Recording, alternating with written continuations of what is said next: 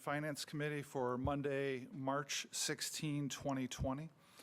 Before we get to the agenda, I'm going to spend a couple minutes with Mr. Crumbo and updating people on a conversation I've been having with Mr. Crumbo over the last week or so about recent events between the tornado and now COVID-19. So I'm going to summarize the conversation I've been having with him and the answers, preliminary answers we've gotten to the questions of my March 11th letter, and then open it up to questions for Mr. Crumbo or me. And the letter is on their desk. And the letter is on y'all's desks. So I had planned with Mr. Crumbo starting about a week ago that I'd give these questions and he would provide answers, and he was going to pull it together in a PowerPoint.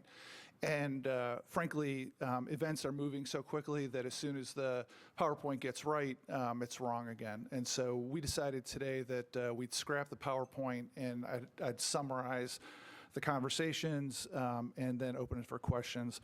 So these are difficult times on a lot of fronts that are challenging personally and financially. With this being the Budget and Finance Committee, today we're going to necessarily focus a little bit more on the money side of the impact, the fiscal side of the impact, and that's not to diminish the very challenging times that people are having emotionally, stress over jobs, stress over being at home, stress over being worried about being infected by COVID-19. But we're gonna talk about money issues today. The reality is that there are a lot of questions right now about finances for the country, state, and locally. Today, I'm sure you've all read that the financial markets have taken another beating. Some of the financial news is that the national markets for selling commercial paper were frozen earlier today. Nobody in the country was able to sell commercial paper. That's probably going to require intervention of the Federal Reserve. Last time that happened was in the immediate aftermath of the '08 downturn. So these are difficult times with lots of questions that are going to impact Metro financially. It is important that everybody knows that Metro is going to take care of the things it needs to take care of. There is no risk to employees. There's no risk to employees being paid. There's no risk to government services, whether that's police, fire, basic the government services are going to continue, and the city is going to be able to pay for them.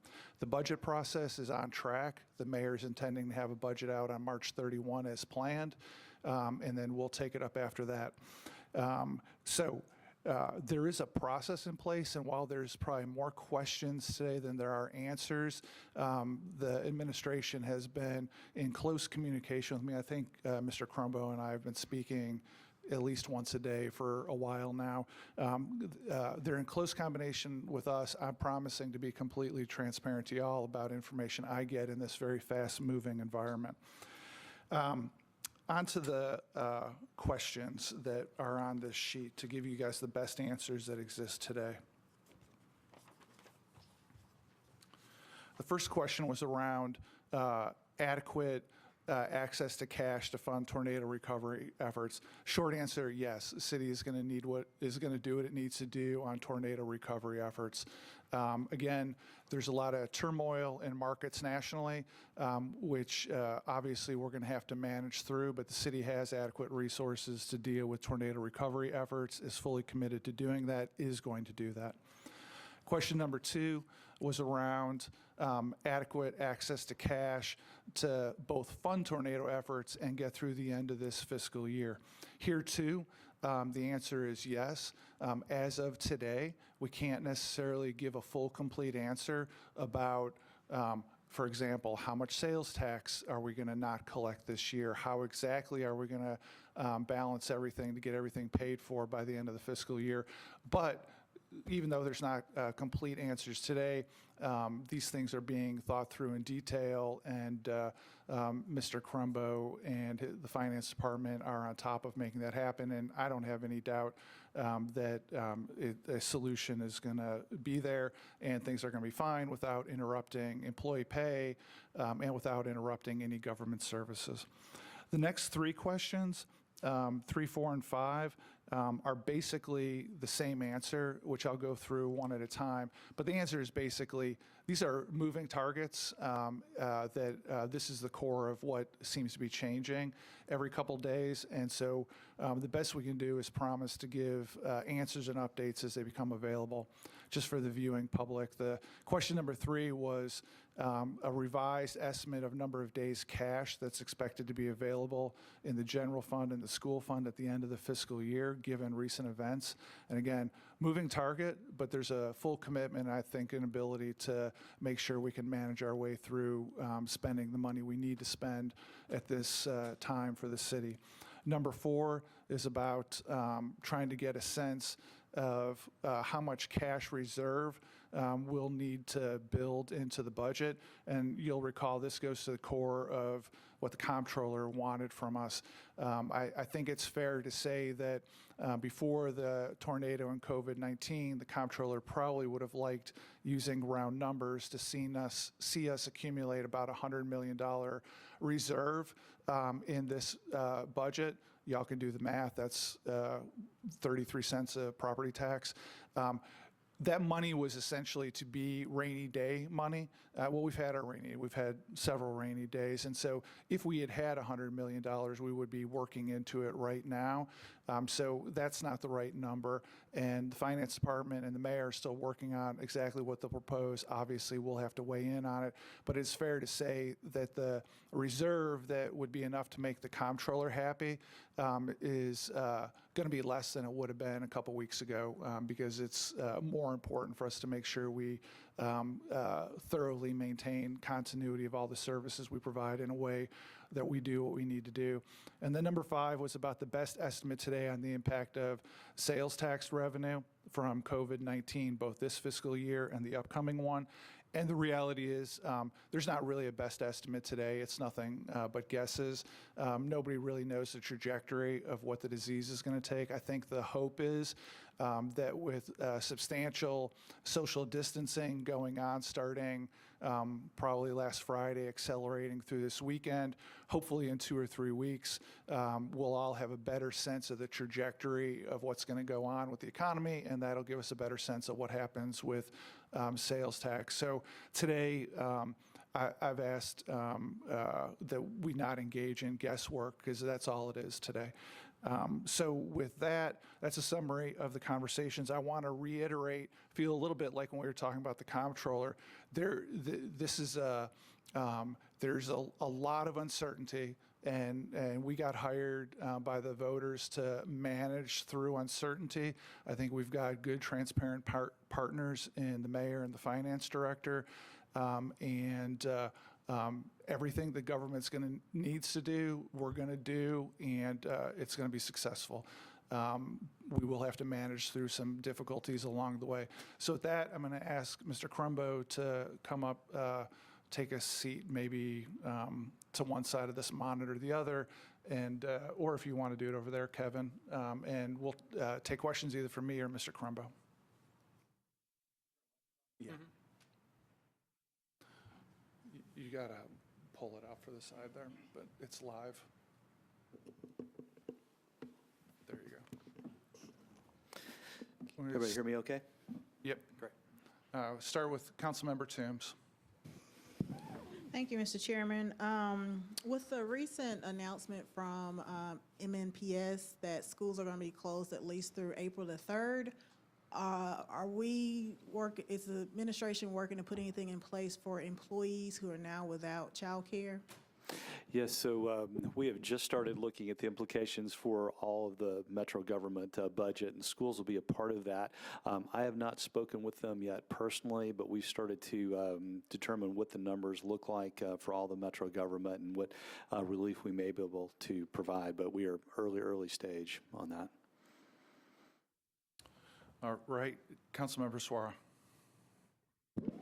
Thank you, Chair. Thanks, Kevin. I think I want to thank the administration. Thank you guys have been putting a lot of information out there, and so thank you for that.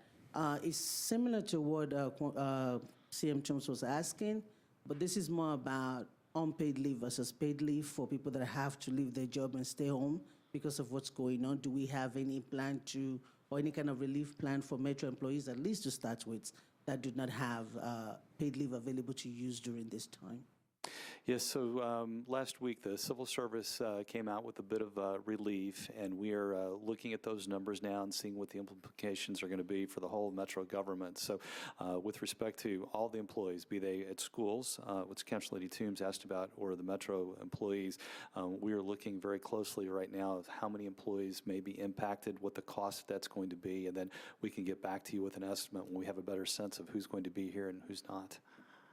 On businesses that are closing, I've seen where there's some federal relief, SBA kind of loan that is being proposed. Are we tapping into that? Are we looking into that? Do we have anything for business that are trying to keep the spread of this virus low by shutting down?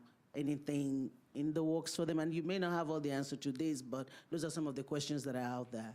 Yeah, so I think my answer to a lot of them is going to be it's early and we're just learning about it. I've heard about those programs at the federal level. I've heard rumors of relief from the state as well. We really don't have a lot of information about that, but certainly anything's going to be available that would flow through the metro government we're going to take a look at and try to make available to everybody here. Councilmember Vercher. Thank you, Chair, and thank you, Director Crumbo. I want to speak to the budget process. The mayor will be presenting, proposing his proposed operating budget March 31st. Is that correct? That's our target date at this moment. So just a target date. So historically, what we've done, we've had the mayors would have their departmental hearings with the various department heads.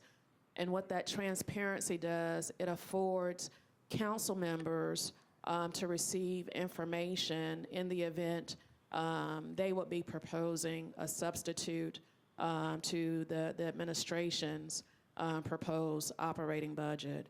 And my understanding that this budgetary cycle, we won't be following what we've done historically as it relates to that.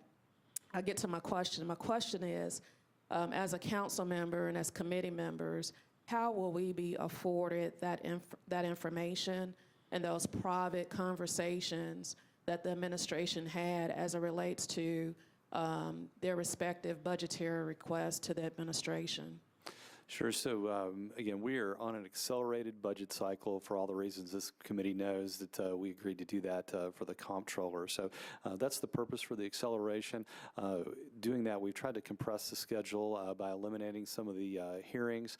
I'm going to turn here to Mike Jamison a bit, primarily because I don't have the history of having been here for prior periods. And so it looks like Mike is in the back there. So I'll let Mike address what's happened in the past versus what we're going to do now. And before Mike answers, I've got a questionnaire out to every department head that we'll have up on a SharePoint within a couple of days of when the mayor's budget comes out that will provide more information a little bit sooner. I understand in previous years, the department heads just got their info in. They were asked to get it in a day or two before their hearings. Now they're being asked to everybody get it in within a couple of days of when the mayor's budget comes out. Mr. Jamison. Thank you, Chairman Mendez. My apologies for sitting in the back. Under the new rules, I think Mr. Cooper will be telling you that we'll be trying to keep the front portion relatively empty, and you'll see us back here tomorrow. So I thought I would just grab the best seat with the closest proximity to an outlet right now. As far as the committee, the Budget and Finance Committee and the entire council's ability to weigh in and ask questions of individual departments, the schedule that your chairman has put out still includes, I think, the majority of departments coming before you, and I think that calendar date has been sent out. I believe it's 21, 22 of the more, of the larger departments that have typically drawn the more frequent questions from council members. There are some departments that are not included this year, and that is only and solely because of the limitations we have on time in order to satisfy this accelerated budget schedule. That is not to the exclusion of any council member or several council members asking for a department to appear before them at any of the multiple readings you'll have of the ordinance or the Budget and Finance Committee in advance of that. This is not optimal. This is not ideal. We recognize that, but in the limitations that we have, particularly on time, that was the proposal put before you. Anything else, Councilmember?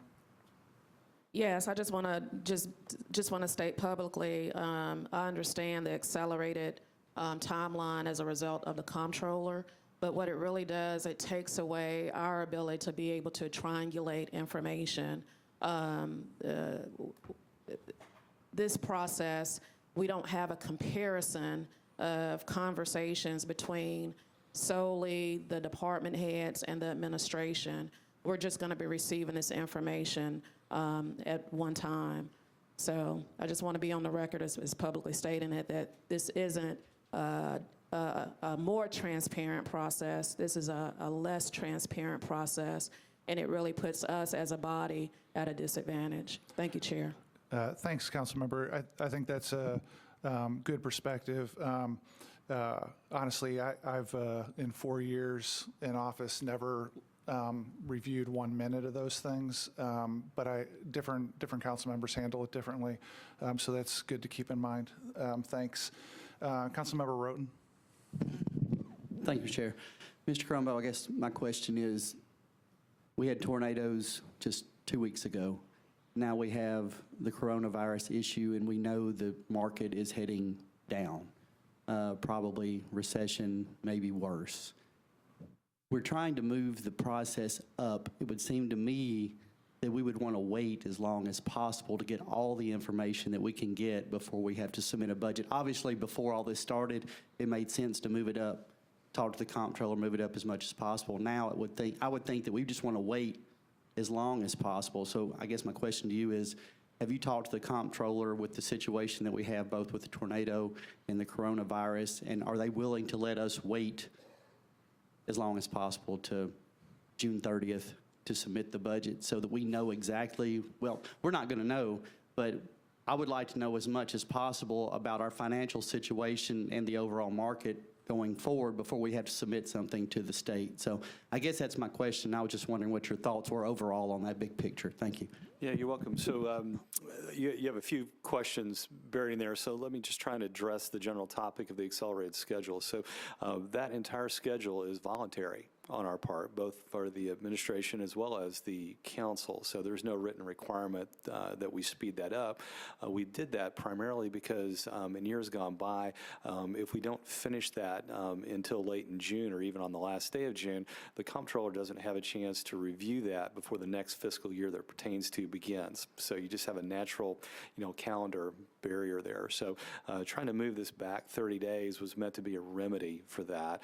And in addition to doing that, I'd invited the comptroller to work with us and meet with us, frankly, every week and track along with what we're doing. So even when we get to June 30, there's no surprises there. And I understand Council Lady Vercher's concerned about transparency maybe coming down a little bit in that effort. On the other hand, I think it is more transparent to the comptroller.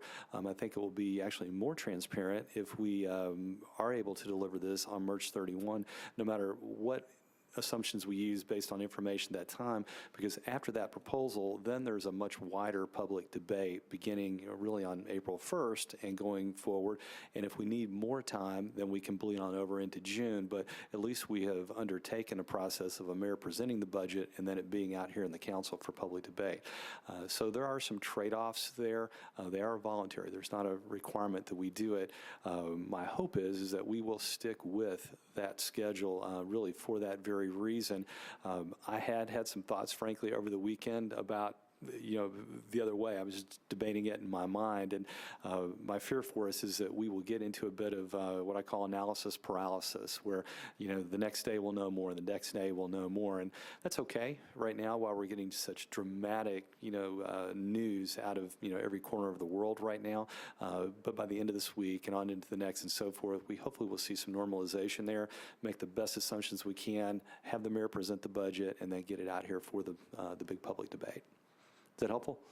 That's very helpful. And I think I don't envy your position. I know when you took this job, you didn't realize all this was going to be happening, and this is probably overwhelming for you as well. It's kind of for us. So, but thank you. I do appreciate that you getting the budget out. That way we can look at it, try to get it processed, and if we have to wait until June to see where we are, that's fine with me. So thank you very much. I appreciate it. Yeah, you're welcome. And the theme that Councilman Mendez was developing earlier about it is early. We are going to need to be flexible in all of our thinking here.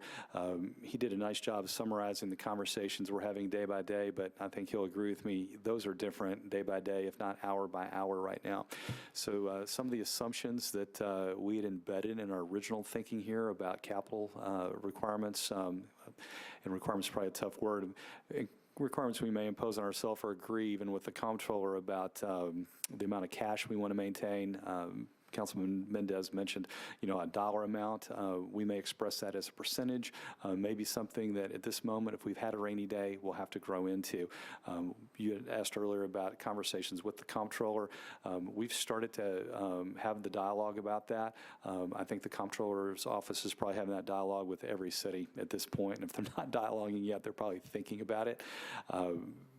We cannot say enough nice things about the comptroller's role thus far, so much so Betsy Knotts, who is heading the local governments group there, is bringing together a teleconference tomorrow with some of the major cities, my counterparts in those cities, to talk about forecasting and really staying together as a state and making good assumptions together. So I'm thrilled the way the comptroller's treated us, and I think we'll have a good outcome there.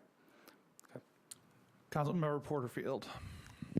Thank you so very much, Chair. Mr. Crumbo, if the meetings are not open, can they at least be live streamed so that the viewing audience can watch them, or so that we can watch them? Those meetings are over already. Oh, they've already, Yeah, okay. they took place last month. Yeah, in February. Thank you for that information. Mr. Glover. So I'm going to ask a couple questions because I think it's important to understand various aspects of this. Given the announcement that was made yesterday, we have said that no gathering of greater than 50 people. So on March 31st, are we planning on still doing a State of Metro address in a public announcement, or will it be done in a different manner for this year if we're staying on the timeline? Mr. Cooper can answer that one. So by charter, the State of Metro is actually a council meeting, but there is no quorum requirement. So my thought today is that the mayor could, I mean, it's up to the mayor, but the council members themselves would not actually have to be here other than the pro tem and the vice mayor, so that it can be an official council meeting. So there are ways to live stream it or something so that we don't all have to be gathered in the room. Okay, so whenever the meeting is called to order, then it does not require a quorum for that particular meeting? Yes. All right, thank you.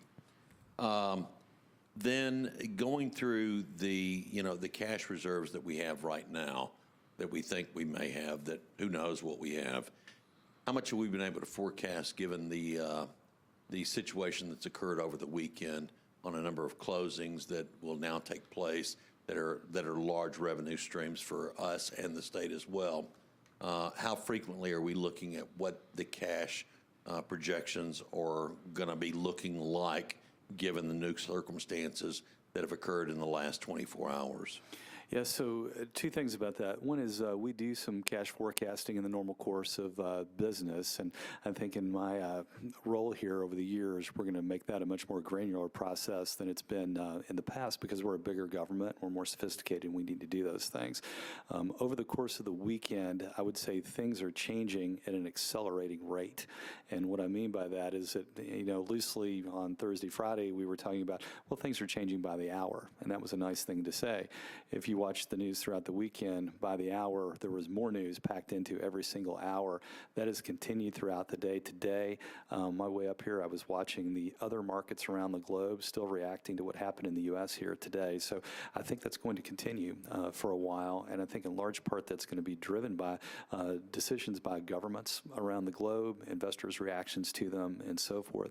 And so plugging into our thinking here, we need to boil all that down to where does it impact our cash flow the most. And what I see at this moment is it will impact our component of sales taxes, hotel taxes, and that sort of thing the most.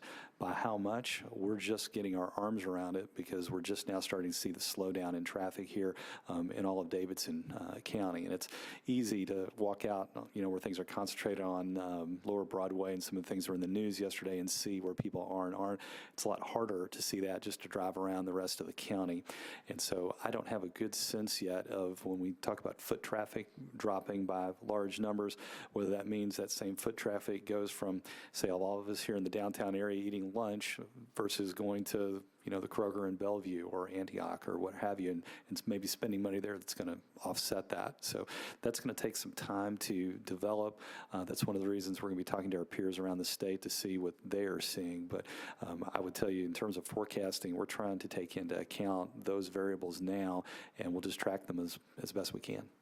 Okay. So, I don't want to talk about history too much, but I think history absolutely plays a part in what we do with the future. That being said, when we went through this economic downturn, I'm not certain if there were other people in the room here that were present that were elected at that time, but I was the chair of budget and finance for the school board at the time, and I was literally looking at the sales tax revenues at that point on a monthly basis, and I was constantly revising what I thought was going to be our shortfall. It ended up being worse than what we anticipated in September, then October, then November, and finally in December, we started making some pretty hard choices on what had to be done. What's our contingency plan for if we don't walk out of this thing, and I'm talking about the virus piece of it now, in 14 days? We obviously have a economic impact from the tornado that has occurred that we have to deal with and the people there, but now we have a new component that none of us have ever seen before. So that's one of the reasons I'm asking the question, how rapidly are we looking at the numbers? And then, and that's the first part of the question. The second part of the question, I'm going to turn to Mr. Cooper for what are our options for if we don't come to a final conclusion on how exactly to raise revenues by June 30th. What options might we have under our charter, et cetera? So however we want to answer that, I don't care. But So let me take a small comment, and then Mr. Crumbo, and then Mr. Cooper. In your analogy about 2008, and you talked about looking at it in October, November, and then stabilizing decisions in December. If that were a proper analogy, we're sitting at about October 3rd right now, when most information was still shifting and unknown. And one of the things I'm going to urge as a committee is there is not a way to predict what the numbers are going to look like a month from now, and there's a certain degree of having to be uncomfortable with uncertainty and trust the process part of that. And with that, Mr. Crumbo. Yeah, so I lived through 2008. I lived through the two recessions prior to that, and there are some things that distinguish what we're seeing in this market today from that are beyond the financial, including whether myself or any of you or the folks here beside me are going to get sick in this process, right? So at this moment, we're running, as hard as we can right now, trying to do as much as we can. We do have the risk that things are going to be very thin for us from a staffing standpoint, either because we're working remotely and that either, works or it doesn't, whether we can have meetings like this and still attract a quorum and slow down. So I think whether it's our forecasting or our reaction to it, we're going to be measuring and managing just as much as we possibly can. I think for the folks that are here, have been just great over the weekend. They'll tell you the coffee machine in my office is on. It's likely to be on for a long time. And so for as long as we're able, we're going to continue to forecast in as much detail as we can. But this is, truly evolving.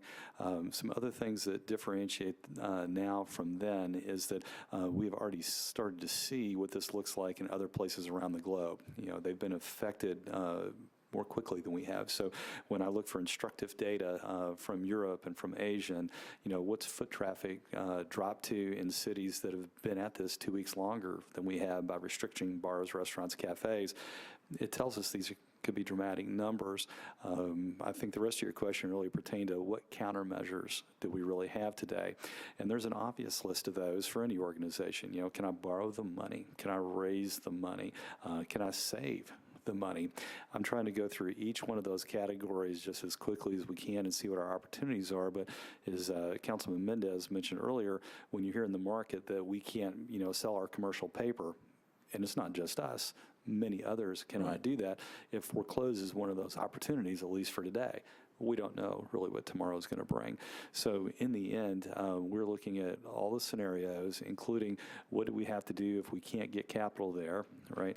Will we need to curtail other types of services, other types of capital spending, and so forth? And I think the answer is a resounding yes, but as Councilman Mendez was trying to communicate earlier, we're not in that vicinity just yet.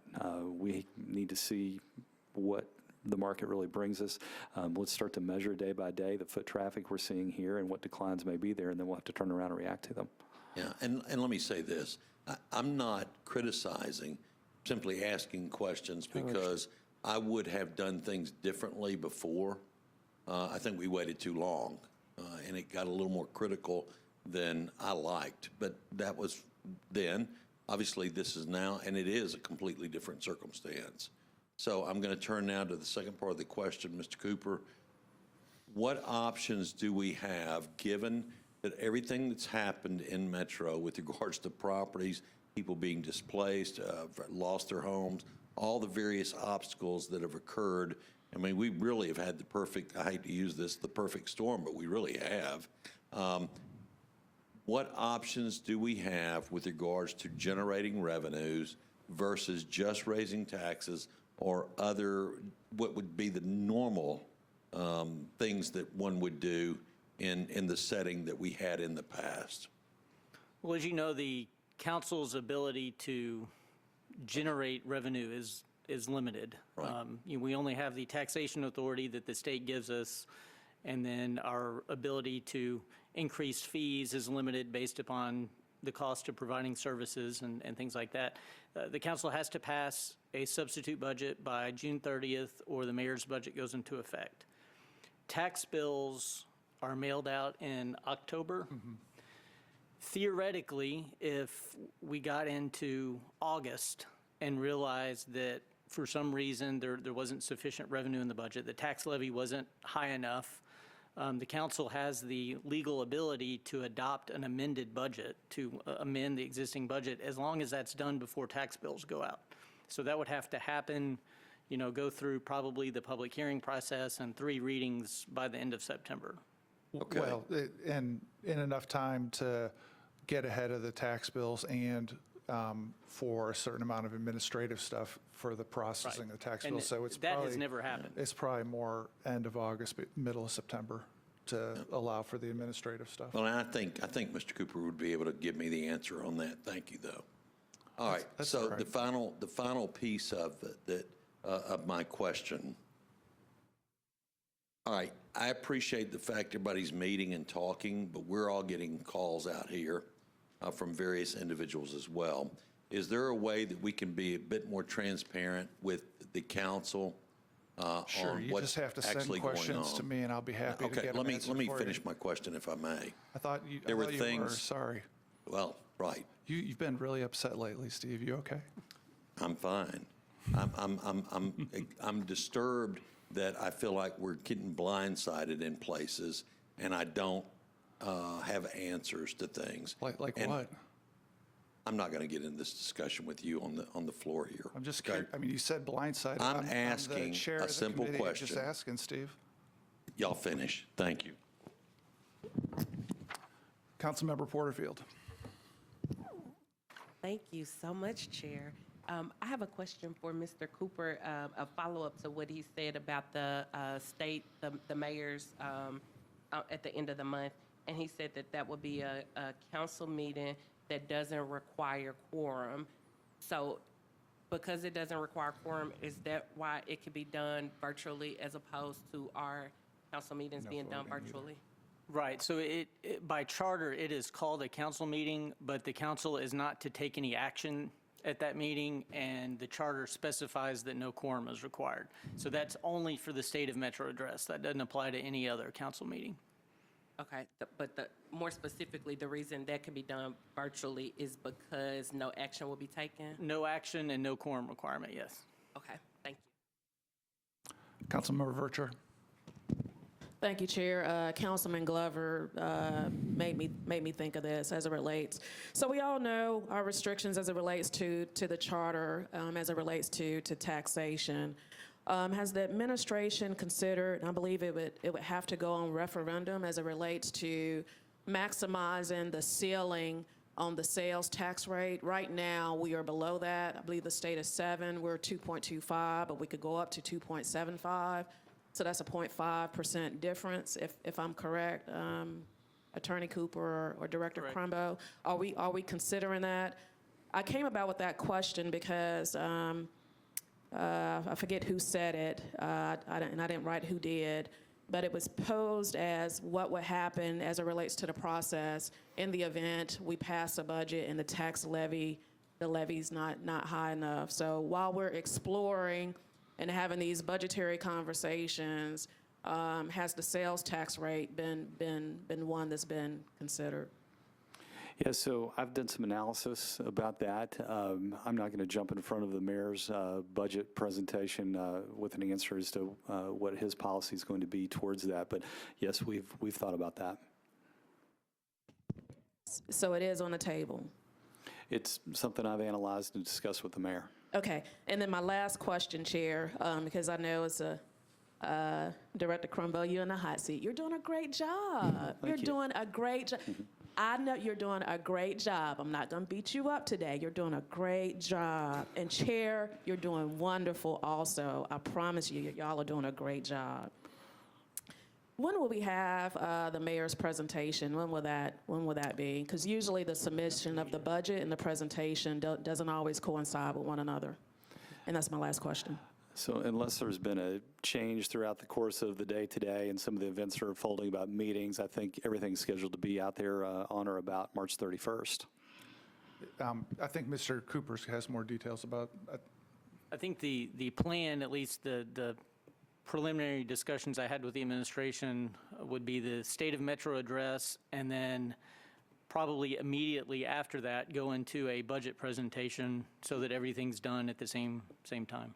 And so if we end up doing that remotely, we would just be receiving the presentation along with the rest of the public, not really in a position to ask questions that day. I've asked Mr.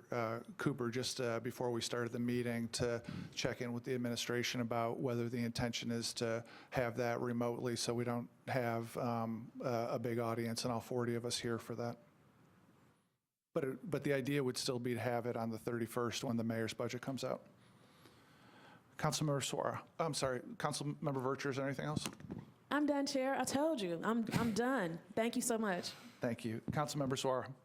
Thank you, Chair. And I don't know if this is a question that needs to wait until we're talking about the resolutions themselves, but we're talking about the impact of selling commercial papers. And I know we have a couple of resolutions that we're looking at. Have we analyzed what that means? How soon do we need to make a decision, and what does that mean in terms of the money, especially the ones where we were talking about saving money by going to long-term funding? So have we been able to look into that, or do we discuss that when we talk about the bills? Yeah, if we can leave that to the legislation, I think you'll find the Cliff Notes answer is that that things have been thought about in light of the last week, and the idea is to get everything authorized still. But we can take that up when we get to the resolutions. Councilmember Allen. Thank you. I'm going to go to the tornado just to get off the coronavirus for a minute. So we know that a number of people are going to be in need of repairs to housing, and that ultimately there will be FEMA funds and insurance and things like that will come through. But sometimes those can take months before they're put in place, and in the meantime, houses are at risk of further damage because they, can only be stabilized so much with tarp and 2x4s. Is there any possibility in the current situation that short-term loans or grants or whatever could be available to hold people over, or that the city could help connect people to those, whether they come from us or not, while we're waiting for what we know is a pretty sure bet, just because we've been declared a national emergency? Yeah, so complicated topic there, and I think the short answer would be we can help connect the community to nonprofits and banks and others that may be interested in that. I would say an overarching theme that's developed just today really is that capital markets are, collapsing in great numbers now. So what banks are willing to do either on their own or through nonprofits, and what they may have done even as recently as last week, may be in jeopardy right now.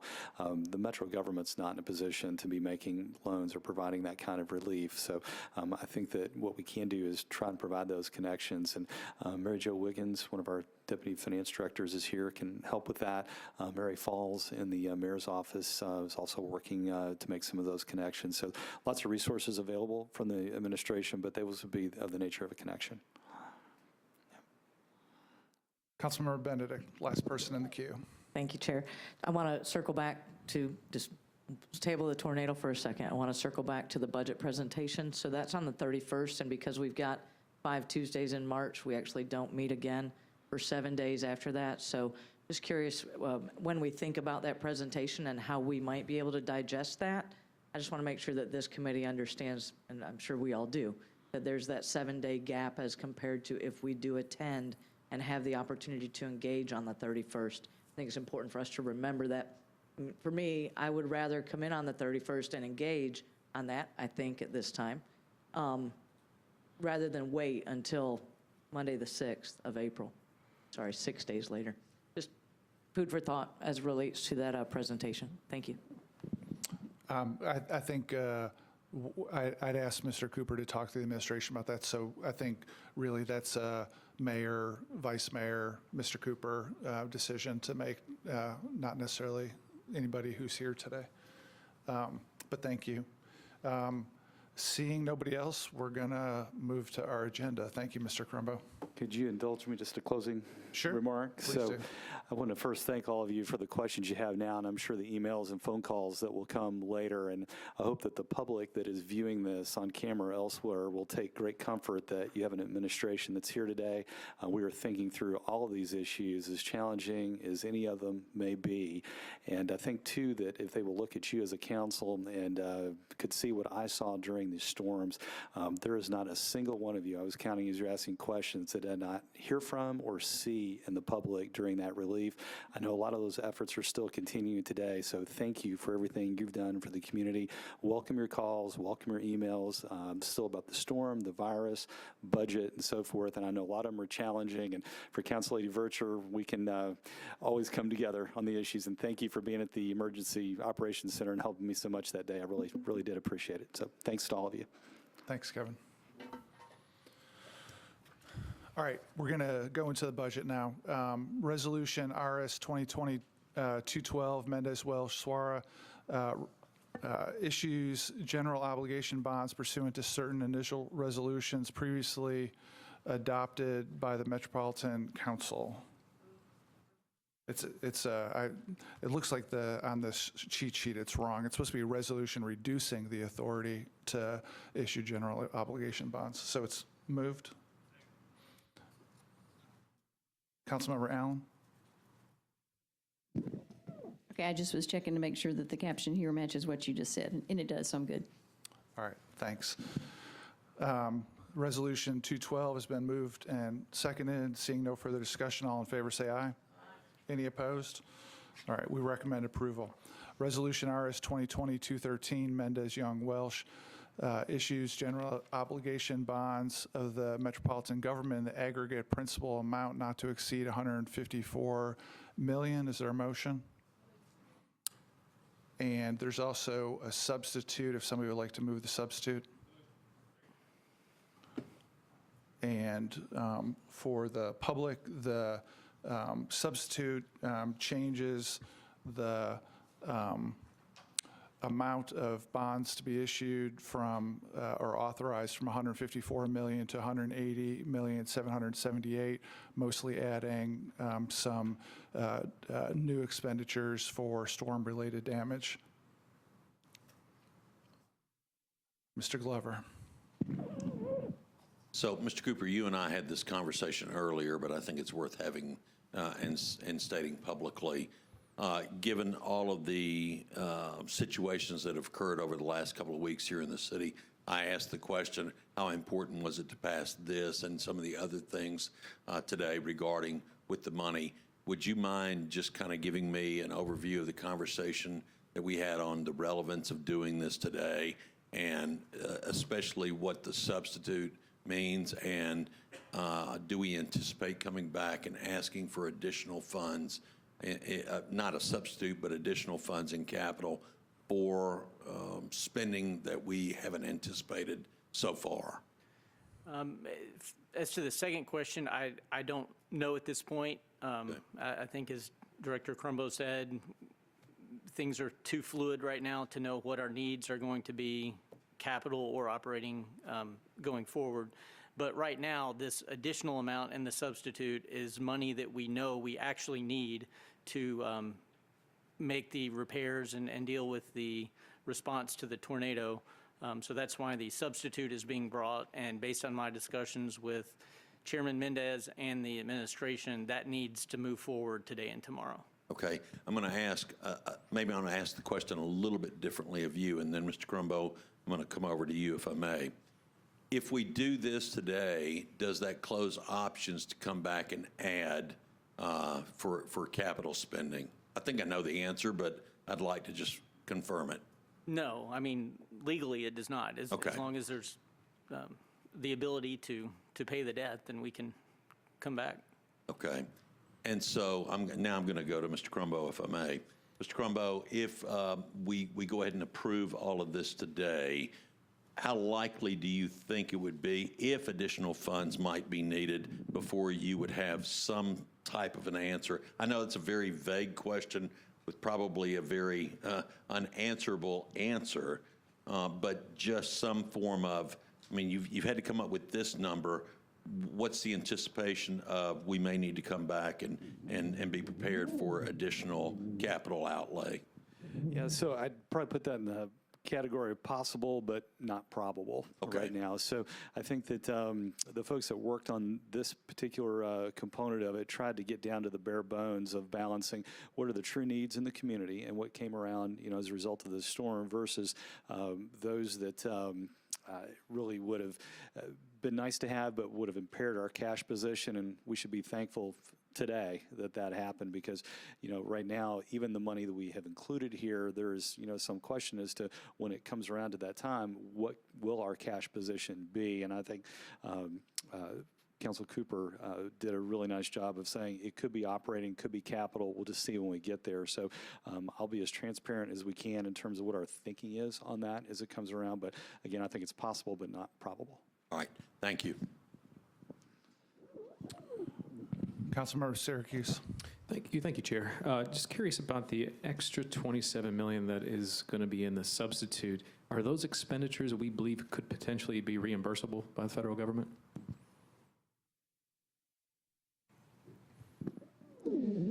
Yeah, so in terms of reimbursements, just in very broad strokes, we will be looking first to our own insurance policy for reimbursement. And we have a team within the finance department. And then, interestingly, we have some folks that have worked with us from the outside that helped during the flood that, by all accounts, did a really nice job. So we'll be looking first to insurance. Just as a reminder, our insurance carrier is Travelers. We have a very robust policy there, and so we're hoping to see our recovery there. It could take quite some time for that to come around because those are, you know, complicated calculations. On top of that, we'll be looking to FEMA and TEMA, but that would be way down the road and may take, you know, years really to materialize. We still have FEMA dollars that we're accounting for from the flood. And so a lot I could say about that process. It's a diligent one for sure, but in terms of our budgeting right now, we're going to look first to the insurance and then to the others. Councilman Sledge. Thanks. I believe in talking with a couple of the folks who are enterprise funds today, that I was looking here at the tornado damage funds and noticing that these numbers probably are going to go up because of coronavirus-related closings. Where are we in that process, I guess, and how does it doesn't seem like it impacts this CSP, but could impact a future one, and I want to kind of just get a sense of where we are. Councilman, I don't really understand the question. Oh, I'll give a concrete example then. So Farmers Market, I know, has tornado damage fund allocation of $732,000. I believe Farmers Market is closing because of coronavirus concerns. And indication I got from the executive director there is there's going to be a requested increase basically to cover those losses. I assume you're collecting that information from other departments and funds, but does that impact what we're looking at here? I think I'm.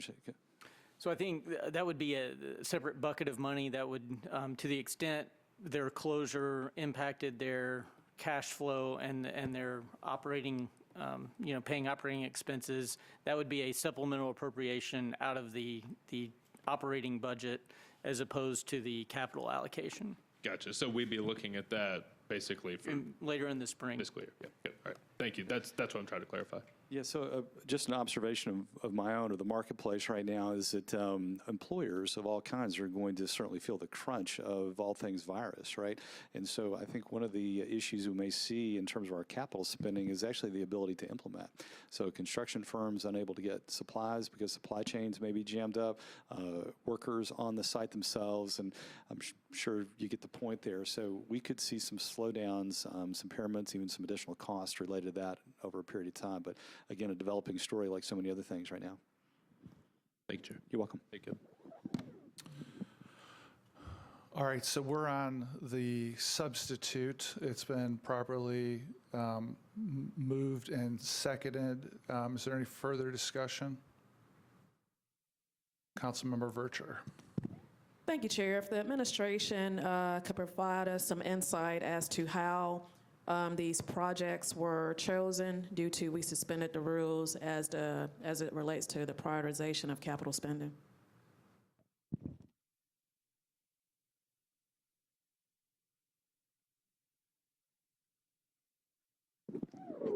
I think generally the projects that are in front of you in the capital spending plan that are not tornado related are generally emergency repairs, projects that are in process that need to be completed. And it was, looked at from the perspective of just, what do we need to do right now? It's not a full capital spending plan that you all are used to seeing. Thank you, Chair. All right, thank you. So the substitute, there's a motion to add the substitute. It's been moved and seconded. There's no further discussion. All in favor say aye. Any opposed? All right. And next I need a motion to either if somebody wants to try to amend the substitute or to move the bill as substituted. All right, there's a motion to move the bill as substituted that's been seconded. Councilmember Allen. Thank you. I've got a couple of clarifying questions. Number one, is this the capital spending plan for this fiscal year? Yes. Yes, and so it will be followed by, hopefully not a year from now, but less than a year from now, by a capital spending plan for FY 2021. There's not a requirement to do one per year. Yeah, they don't have to come every year. In Gotcha. fact, this one, it's been more than a year since we did one before. Right, okay. Okay, I'm just trying to make sure I know what you were spending in. And then secondly, when we authorize that, this does not necessarily mean that we will immediately issue bonds. We're just we're just teeing it up, or This authorizes access to commercial paper to be able to start the projects or pay for the projects short term. Gotcha. And so we will have a second resolution somewhere down the line that says now it's time to sell bills to retire the commercial paper. sell And the at that bonds point, later, yes. sell bonds. And at that point, then there will be an addition to our debt service payments to pay off those bonds. But at this point, it's just a commercial accrual that builds until it's time to sell the bonds to pay it off. Is that correct? Yeah, I mean, you're still paying interest on the commercial paper. It Interest is only. a low rate, a variable rate. Gotcha. But, yeah, so you're still paying interest in the interim before you issue the debt. You're just Okay. not making principal payments. We're not making the principal payments. I mean, that shows up as a bigger chunk in our operating budget as a debt service payment that's something on the order of 20 million or something like that. Okay, I'm just trying to make sure what we're doing to our operating budget. Thank you. Councilmember Swope. Oh, so Councilmember Swope is not on the committee. I think you're going to ask somebody to move something, I suppose. I am. Go ahead. I'm going to ask anyone in the room to move Amendment 2. So there's a motion first to move Amendment 2. Is anybody seconding it? All right, there's been a motion second. Mr. Swope, you want to tell us about it? Thank you, Chair, and members of the committee. I sit here, actually, I'm going to stand here in front of you with my hat in my hand. For 3.5 years, we've been trying to get a roundabout at Edmondson Pike, Banbury, and Mount Pisgah Road, which has become an increasingly dangerous intersection over the last 4 or 5 years. And thanks to Councilman Bedney and I's work 4.5 years ago with TDOT expanding Nolensville Road to 5 lanes, they are about to start sending thousands of cars through the middle of my district, all culminating at the intersection of Banbury, Mount Pisgah, and Edmondson Pike. It was told to me 2 mayors ago that if I could get the land donated for this traffic circle, that we'd build it. Well, we got the land donated. The community is all on board. Everybody's happy with the deal that was cut, 31 homes on the corner.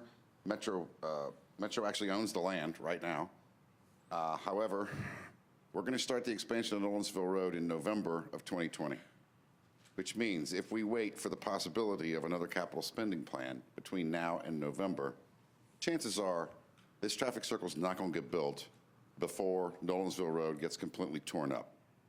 At which point, I stand here and beg that we can reallocate $1 million of the $6 million paving budget to build this traffic circle and save a whole lot of lives and really make my constituents happy.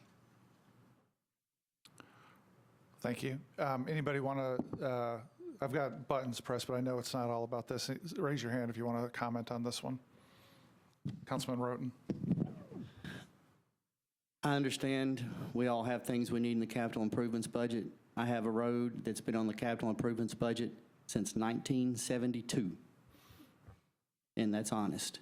And it looks like an old country road, and Wilson County's about to have a 5-lane road out there, and the road that Metro's required to improve in Davidson County is still a country road, and it's been sitting there since 1972, and it's gone from 1.5 million to up to 35 million now to improve it over the last 50 years. So we all have improvements, but at this time, I don't think it's good for us to start adding a bunch of issues onto the capital spending plan that, just to be quite honest, we're in a financial situation where we don't know where we're going. So that's all I got to say on that. Councilmember Vercher on this one? Oh, sorry. Am I on, Chair? My mistake, sorry. Not this amendment. I was going to move my own amendment. All right, let's knock this one out first. There's nobody else, it looks like. Councilmember Toombs on this one? Okay, I thought. Before we vote on this one, I'll just comment that for the reasons that Councilmember Roten said, I'm going to be a no vote on all the amendments, just for the reasons that Councilmember Roten said. So with that, amendment number 2 has been moved and seconded. There's no other discussion. All in favor, say aye. All opposed, say no. No. Amendment fails. Councilmember Vercher, you're up next. Thank you, Chair. I want to move Amendment 1, and what this is, this will add $11,985,900 to the capital spending plan for the 9th precinct out in southeast Davidson County. Just want to give some historical background to my colleagues, the viewing audience, and committee members. This is not a new request for the Southeast Davidson quadrant. Actually, the conversations as it relates to a precinct for our area began, many think, 3 mayors ago, but it goes back long before that. And we hear the political sound bites that Southeast Davidson is one of the fastest growing. We all know that. We all know that our South Precinct is serving a heavily populated area in comparison to other precincts. We've bought the land. We've torn down the building. We have a little funding for design. We just need the funding to build the new precinct. And I don't want my colleagues to get caught up in the idiom of which should come first, the officers or the building. And I'll just publicly state for the upcoming operating budget, my ask is to ensure that it includes increases for starting officers in addition to funding the precinct, especially if we're going to continue to entertain raising the property taxes for the citizens. We can't, in good faith, at least I can't, support anything as it relates to a property tax increase without ensuring, one, the area that I was elected to represent have the proper public safety resources in that area. The benefit for the additional precinct is far beyond just Southeast. The additional precinct will add relief to both the Hermitage Precinct and the South Precinct. For us, it is incumbent upon us to ensure that we are putting in place the proper resources for our departments. We cannot continue to ask them to do more. If this tornado and the COVID virus hasn't taught us anything, is that as a city, as a government, we are not prepared for multi-level crises. And I want to say that again. We're not prepared. As a body, we can't keep deferring what we need, and public safety is one of them. And I don't want to continue to have to rehash and browbeat for what all of us in this chamber know that our communities need. Our police services are strained. We have a public safety crisis. Now we have that compounded with a public health crisis. Putting this in the capital spending plan, and I just want to be clear for the viewing audience, this doesn't mean that this precinct is built tomorrow, but what it does put us on a timely trajectory, ensuring that we get those funds in on the operating side so that communities don't have to continue to suffer. These are the systems that we talk about that we can eradicate here as a body.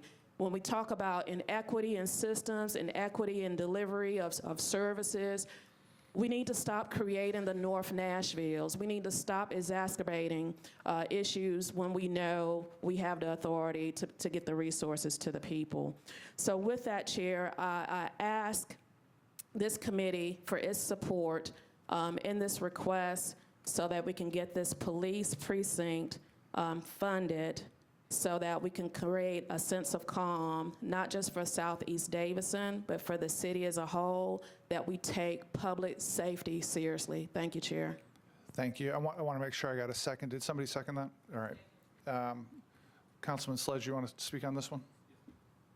Thank you, Chair. So I wanted to follow up the council members because you'll see me as a sponsor on here, and I want to explain why. So I was talking with members of Southeast, actually, the last time we met, literally the night before the tornado hit. And we were talking about capital needs in South and Southeast Nashville. And I want to expand upon a point that Councilmember Vercher made about how adding a precinct actually impacts everybody countywide. In District 17, we were fortunate to have a precinct that opened in recent years, Midtown Hills Precinct, and it has fundamentally changed the way community policing occurs in the area. The one negative impact it had, however, is that when the precinct lines were redrawn, it separated two communities that had typically been together within the same precinct. When it drew that line between those two communities, it not only drew a line between precincts, it drew a line between how they are paired up within E911 services. So South Precinct pairs with Hermitage and Midtown Hills pairs with West. What that has done, in the short term anyway, has created a gulf in communication between those precincts. And just going literally across 4th Avenue South, somebody could potentially, and what had occurred was we were seeing increases in crime reporting and in crimes taking time to solve, quite frankly, because there was a communications gap that occurred simply because of how the precinct lines were drawn. And I've spoken with the department over the years, and they've said, look, the next best opportunity we have is when we redraw these precinct lines. This is that opportunity. I support what Councilmember Vercher is saying in every way regarding community safety and what it means to have additional officers out there. And I do know that we've had multiple conversations over the years about what our relationship has been between members of our community and members of our police force. I can tell you this is something that has, all of us that have discussed this, regardless of where people have kind of fallen on the political spectrum, there's been a desire for this. And it does have the same grading as similar projects on the capital spending plan. So we felt like now was the time to bring it forward. So just wanted to give a little more context to members. Thank you. I meant to ask Mr. Cooper to describe the response from the Finance Department on this. So as you know, under the council rules, if legislation, bill, ordinance, or amendment thereto would require an expenditure of funds, then it has to go to the finance director for certification as to availability of funds. Once the amendment was requested, I prepared the amendment and sent it to the finance director. We did get a letter back on March 13th that basically says that, this is from the finance director, well, it's my understanding that the administration supports the eventual addition of a police precinct in Southeast Nashville. This project is beyond the restrictive capacity of the current spending plan, and I therefore cannot certify the availability of these funds. Thanks. Councilmember Porterfield? Thank you so very much, Chair. I would just like to ask that our colleagues do support this. This has been the #1 priority for many residents in Southeast Nashville. The South Precinct, as Councilwoman Vercher was saying, serves 150,000 documented residents. So that's not including any undocumented residents that live in our community. They get the most calls for service. They service 92 apartment complexes. And if you look at the data from last year, the South Precinct responded to 10,750 calls. The next one down was Midtown, 8,734, and then Hermitage, 8,618. Well, District 29 is serviced by the South Precinct and the Hermitage Precinct. So between those two precincts, they are two of the top 3 responding precincts in the whole city. The year prior to that, South and Hermitage were #1 and 2, with South having 10,721 and Hermitage having 9,113. So the need is definitely there. Each year, you know, it's never a good time. Every year, it's not a good time for us to do this. But at some point, we have to determine that we're going to do what's in the best interest of our communities and work together to support communities. So I just ask that you please support this. Thank you. Councilman Roten? On this issue, I have both, there's police precincts and fire stations. The Hermitage, I know it's the most busy fire station, and the police precinct out in Hermitage is just overwhelmed. Could someone from the mayor's office kind of speak to their thoughts moving forward on how they're going to, I guess, relieve some of the stress on both the fire and the police in Hermitage, and how they can assist with the Antioch area? Just what their thoughts are on that moving forward, since it wasn't included in the capital spending plan. Thank you. Mr. Jameson? Thank you, Chairman Mendez. As Director Crumbo's letter mentioned, this is, the mayor does not disagree with any of the sentiments here with respect to the Southeast Police Precinct importance. As you know, and as stated in the letter, this budget is about 1/3 of what we have done in previous years, and the restriction on the front end had to be essentially those public safety urgencies or those matters where we were at risk of losing additional funding if not completed this year for loss of federal or state grants and so forth.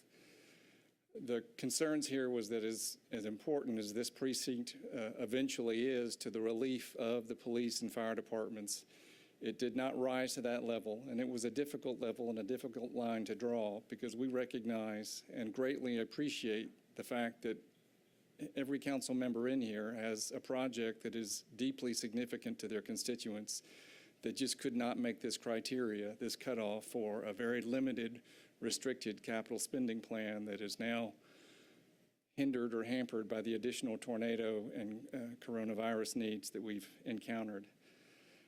For those reasons, the mayor, Director Crumbo, could not certify this as an urgent public safety need, but that is not to discount the sentiments of this council and the eventual needs of establishing an additional Southeast Police Precinct, hopefully in the coming months and hopefully as expediently as possible.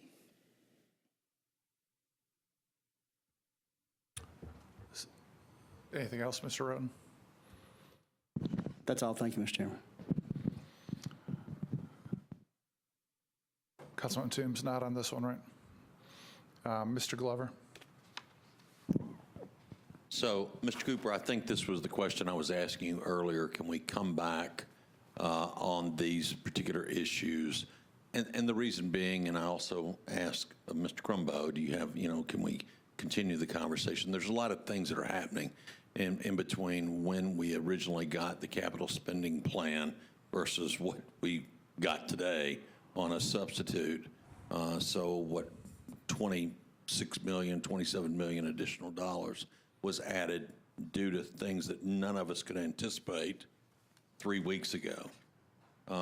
And that being said, I think, and I'll look at Mr. Crumbo on this one, I think we're all hoping the market starts moving back into the green and the VIX starts going back down again, but we are where we are right now. So I just want to re-ask the question because I think everybody's bringing legitimate concerns up. I think it's real, but given the cash constraints of where we are in the city at this particular moment, can you just reaffirm that if things turn around, we get the dollars back in line in a bit more of a comfortable way, could we, as a council, bring it back up again to discuss and perhaps add to capital spending? I think I know the answer, but just again, I would just like a confirmation on that, please. Yes, the council could do that. All right, thank you, sir. Councilmember Allen. Thank you, Mr. Chair. I have two questions for someone from MNPD, if we can get bring them up. And I know this is kind of like asking a parent to tell which of your children is your favorite, but could I get some, I guess, reflections from y'all on two things? One is adding more officers to a precinct another way in the short run to help provide some relief to the high service calls that are in these areas? And then number two, I see in this capital spending plan that we've got $12 million for 2 helicopters, and that may be one of the issues that we've got a grant that we've got to use it or lose it. But are those helicopters such a top priority that we're looking at that as opposed to providing this relief? I realize I'm putting you all in a hard position, but it would be helpful to have this information if I could get your opinions. Thank you so much. Thanks, Chief.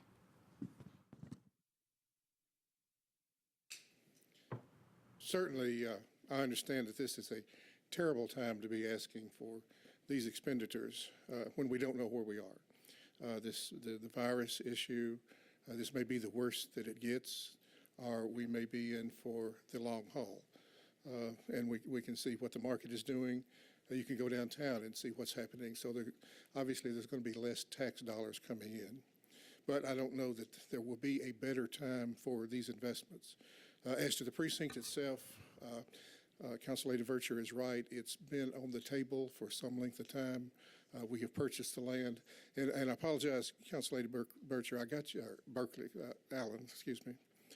I got your email earlier today. I just haven't had a chance to sit down and answer it. But you were asking about, will this improve response time, and would just putting officers at other precincts assist? The answer to that is both. But the real issue with having a precinct is getting back to that neighborhood policing, having one commander and the detectives and the community coordinator concentrate on that particular community. And you've seen that all over. When I came to this police department, there were 3 precincts. And we do things much, much different now. In times past, we responded to situations, we wrote reports, we sent them uptown for investigation. Now, all of that is done at the precinct. So you have that community officer involvement. So when we create a precinct, naturally it shrinks the other precincts. We only have 533 square miles in Davidson County. So the issues brought up about the lines, how we apportion, we might be able to move Midtown over a little bit, move south over a little bit, move Hermitage the other way, and capture that area. But the main thing is you would have a commander devoted to that geographical area, and you would have detectives devoted to investigating the situations that occur in that area. So that's the real value of a precinct. Obviously, as Davidson County grows, our calls for in-service increase, and we need to add more officers. And the best way to add them is those precincts and getting down to the grassroots level. The question about the helicopters, we have 4 helicopters that are military surplus, excuse me. Those were built from 1970 to 1973. So they are ending their life service. There's if I got this right, a 10,000 hour maximum on those. We're approaching 8,000 and 9,000. We've got one that's probably going to be grounded. We're spending a lot of money to keep those serviceable and safe. The parts for those have stopped being manufactured. People are hoarding them, and the price has gone way up. We have 2 helicopters. We have 6 total. We have 2 helicopters, McDonnell Douglas. The early ones are Bell. We have 2 that the city actually owns, McDonnell Douglas. They were in the early 1990s, 1990, 1992 or so. So those need to be replaced. We do not have a helicopter that could take you off a burning building. We do not have a helicopter capable of picking someone up and taking them somewhere, rescuing someone. We do not have a helicopter capable of putting 2 SWAT members down on the top of a building to take care of a situation. So purchasing 2 helicopters, and then we actually need 3, so we would be back for another one, would give us those capabilities. The operating cost per hour would increase a very small amount. The maintenance would decrease drastically. So at some point, we have to decide, as the 24th largest city in the United States, do we have helicopters or do we not? And then what type of service would we provide with those helicopters? Very valuable. We've got data back here we could show you on the number of search and rescue missions, lost people, lost children. Pursuits is where they are of real value. We want a helicopter following that car. We do not want police cars chasing a car across the county line. So I would answer any other questions, but that's the basic issue on both of those situations. Anything else, Councilmember? I appreciate that. Thank you. Councilmember Sledge, about this one. Yeah, Chief, could you clarify one thing on the helicopters? I think Councilmember Allen asked if there were matching funds or grant funds that are needed for this. Are there? To my knowledge, there are not. There could be.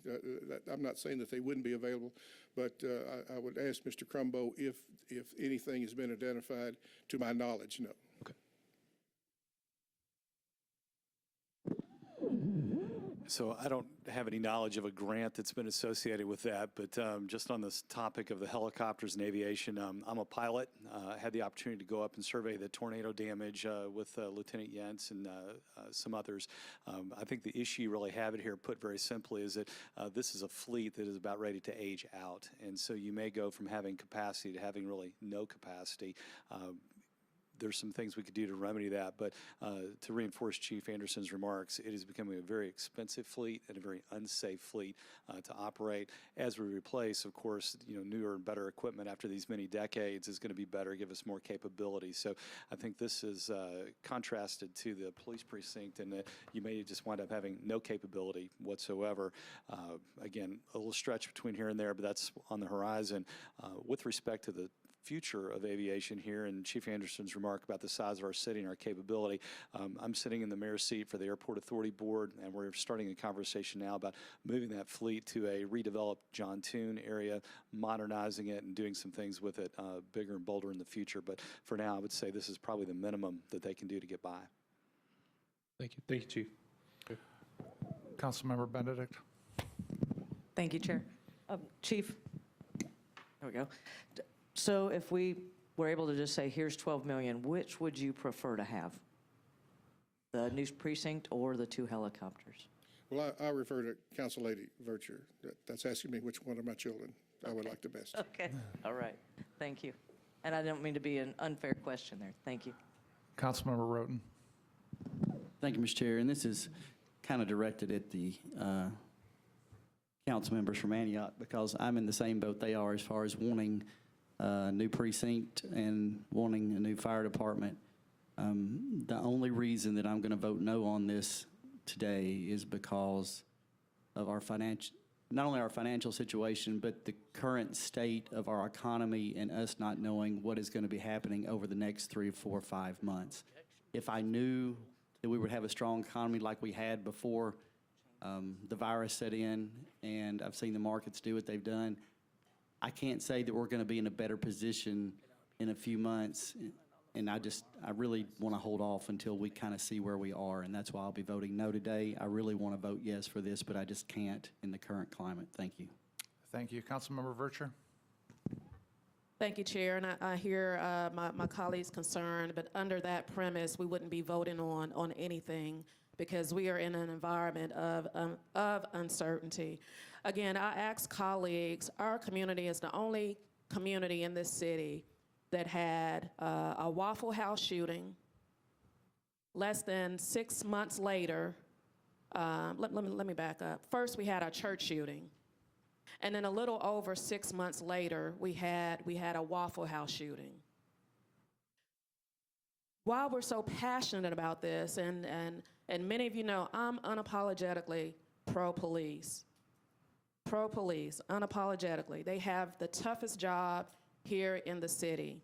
And we can't continue to keep legislating with the mindset of funding them with the minimum to get by.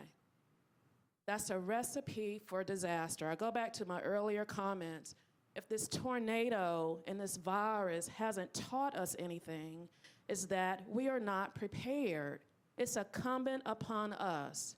When we receive legislation on the executive side and we knowingly that it does not meet the services for the city that we are elected to serve, right?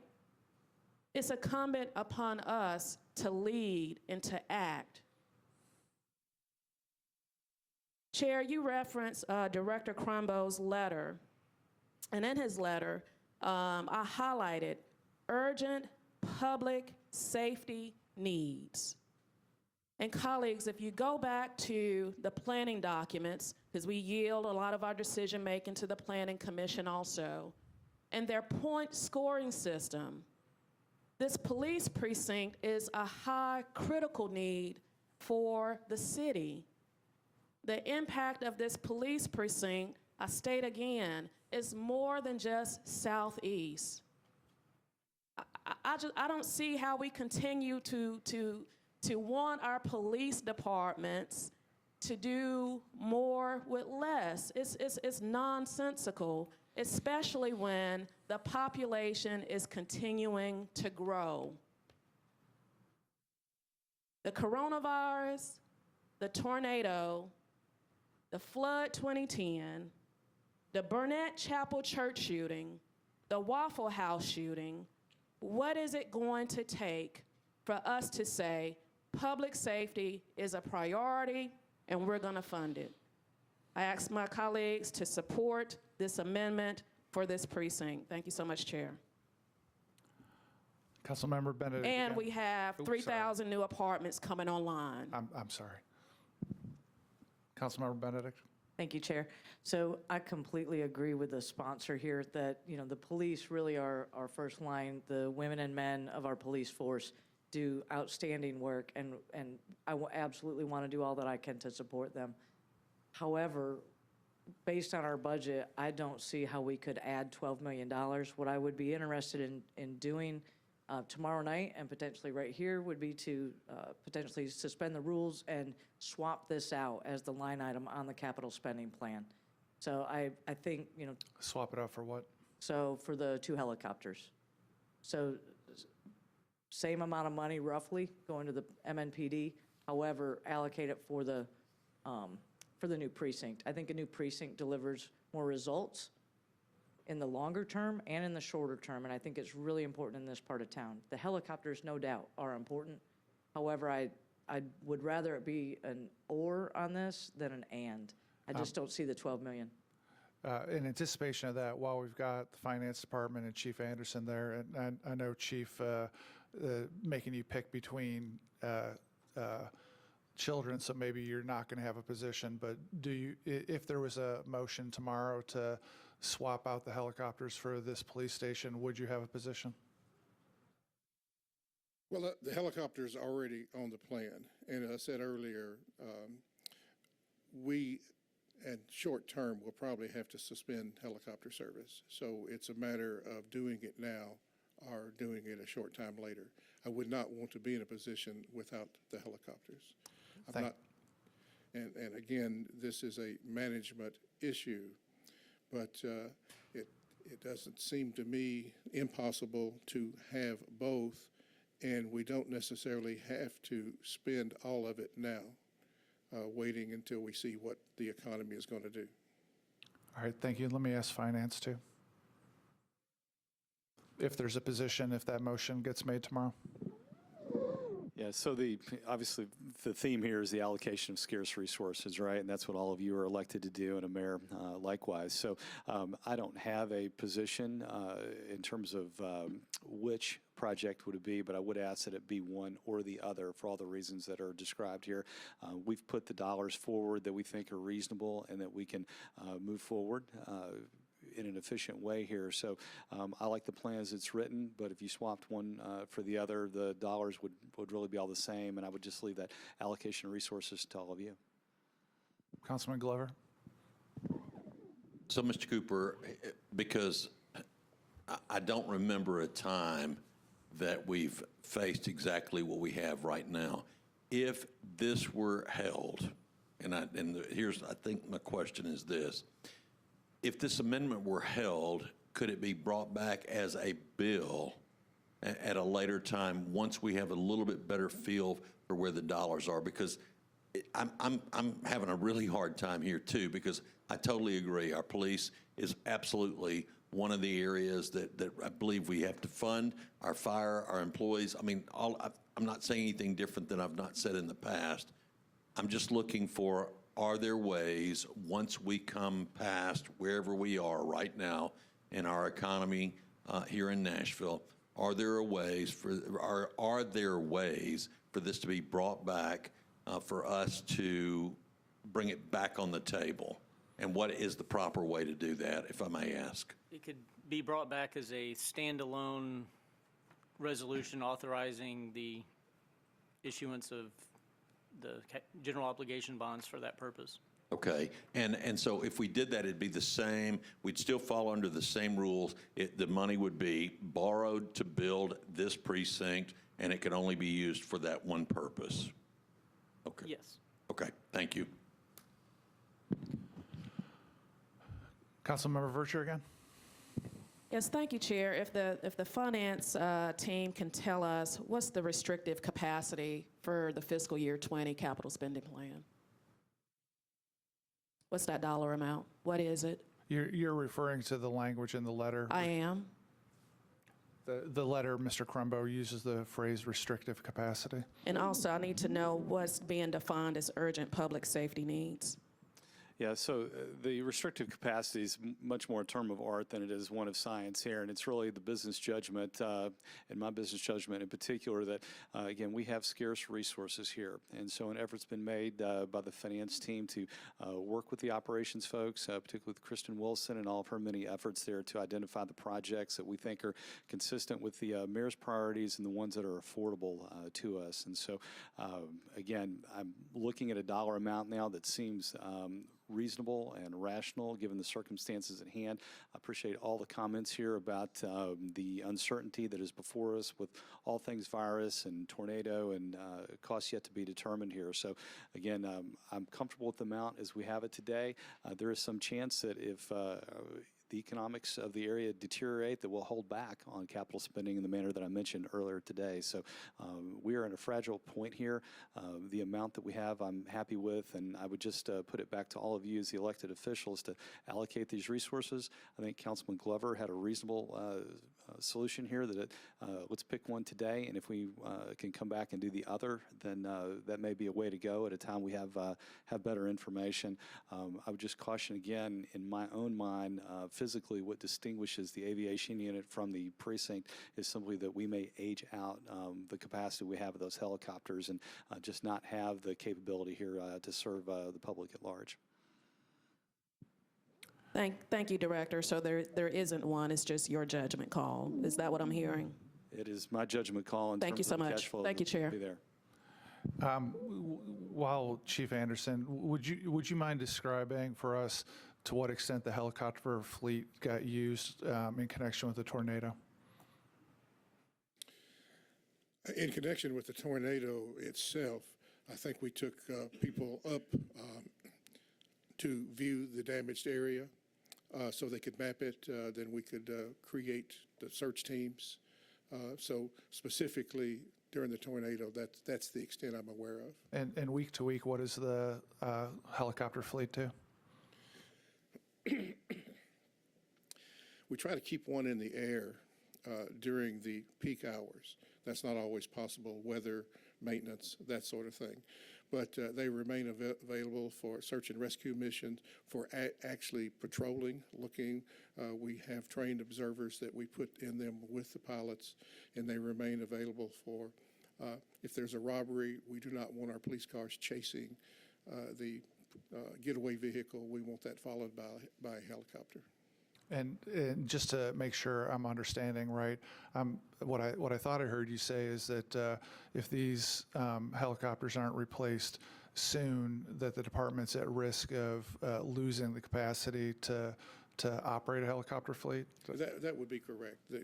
They're aging out. The 4 Bell helicopters, which actually do not belong to us, they will have to go back to the federal government when we relinquish those. Basically, what we're doing is keeping them in tip-top shape to return them, and at a very expensive rate. The other 2 the 1990 models, they will age out shortly. So we need to start a plan where that they are replaced. And then again, as I described earlier, we need additional capabilities that none of these have to be able to lift people or to be able to set people down somewhere. All right, thank you. Councilman Sledge on this amendment? Yes, just on those notes, Chief. So I think what I'm hearing you say is sort of regardless of the status of this CSP line item, that in an ideal world from the operation of your department, you would be coming back with another helicopter request. Is that accurate? Yes, yeah. I mean, ideally, we would like to have 3. 1 helicopter, in the normal scheme of things, if we had 3, 1 will be down for maintenance. They require a great deal of maintenance, preventive maintenance. That's just aviation rules. And then 1 for the day shift, 1 for the night shift. You bring 1 in and you go through all the things the mechanics do to prepare it for the next day. Unlike our vehicles, when we pull the keys out and go in the house and get back in the next morning, there are all sorts of maintenance issues that have to be, an inspection that have to be performed before that helicopter goes back into the air. So keeping 2 operational, 1 under general maintenance, 1 under overhaul, the blades have to be replaced. There are all sorts of things that have hours associated with them that have to be changed out or inspected. And this is my ignorance speaking, the two you're saying that are sort of on loan, for lack of a better term, what does that look like? I mean, when do we return those to the federal government? What does the annual maintenance cost look like? I think we're spending about $800,000 a year. I'll have to check that figure, but that's the best of my memory on everything. Okay. And you know, the blades on those, the older ones, they're $115,000 a piece. Okay. So those have to be replaced periodically. There's no time limit on how long we can keep them. It's just that when we are through with them, we cannot sell them. The other two, the 1990 models, I'm told that they might be valued about $500,000 a piece at this point.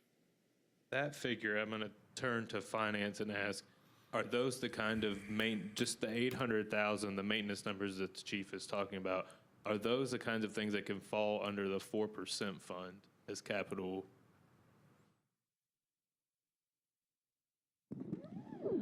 I haven't looked at the details close enough, but I would say that's possible. It just really depends on whether that's equipment or whether it turns out to be something more operational. But you know, generally, that's a possibility for the repairs. Okay, thank you, Chief. Thank you, Chair. At the risk of prolonging this, I'm going to ask Mr. Crumbo something. On that question about your judgment, at the risk of agreeing with Councilman Glover about anything, his point about in the early days of a financial situation, it being difficult to tell what's going to happen. Can you describe, I mean, I know we're going to work through it all, but can you describe your hesitance to add money to a capital spending plan at this time? Yeah, so just built into my thinking here, in fact, it was Councilman Glover that was asking me about the forecasting. So I have the amount of both of these capital spending plans, the normal course as well as one for the storm, built into the forecasting and the thinking already. So I'm comfortable with that number. I'm trying to work with that number today. I think it is reflective of what we need to do to be replacing things as they wear out in our government and things we need to add in the normal course.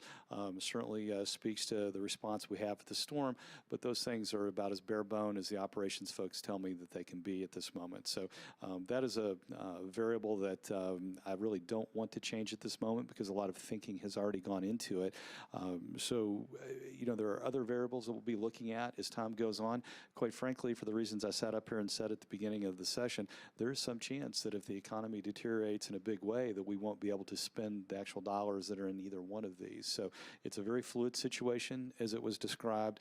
I liked very much what Councilman Glover had to say, that you know perhaps we could run with the amount that we have today. Again, all of you to choose which those may be, and then if there's money available and things turn out not so poorly with the virus, then perhaps we can spend more money at that time. But I'm comfortable to work with the amount that we have today, and we'll see what happens and if even that needs to change. All right, thanks, Mr. Crumbo. Amendment 1 has been moved and seconded. There's nobody else in the queue. All in favor, say aye. Any opposed? We recommend approval of Amendment 1.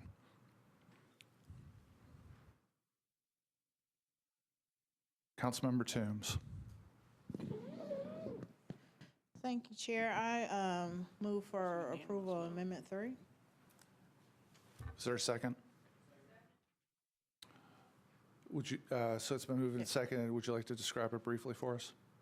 Yes, Chair. So Amendment 3 takes $300,000 from the paving program, which I believe already has a 4 or 6 million, 6 million allocated of the almost 14 million that's allocated for public works projects. The intersection of Mormons Arm Road and Whites Creek Pike is a very awkward intersection. There's been a lot of traffic accidents.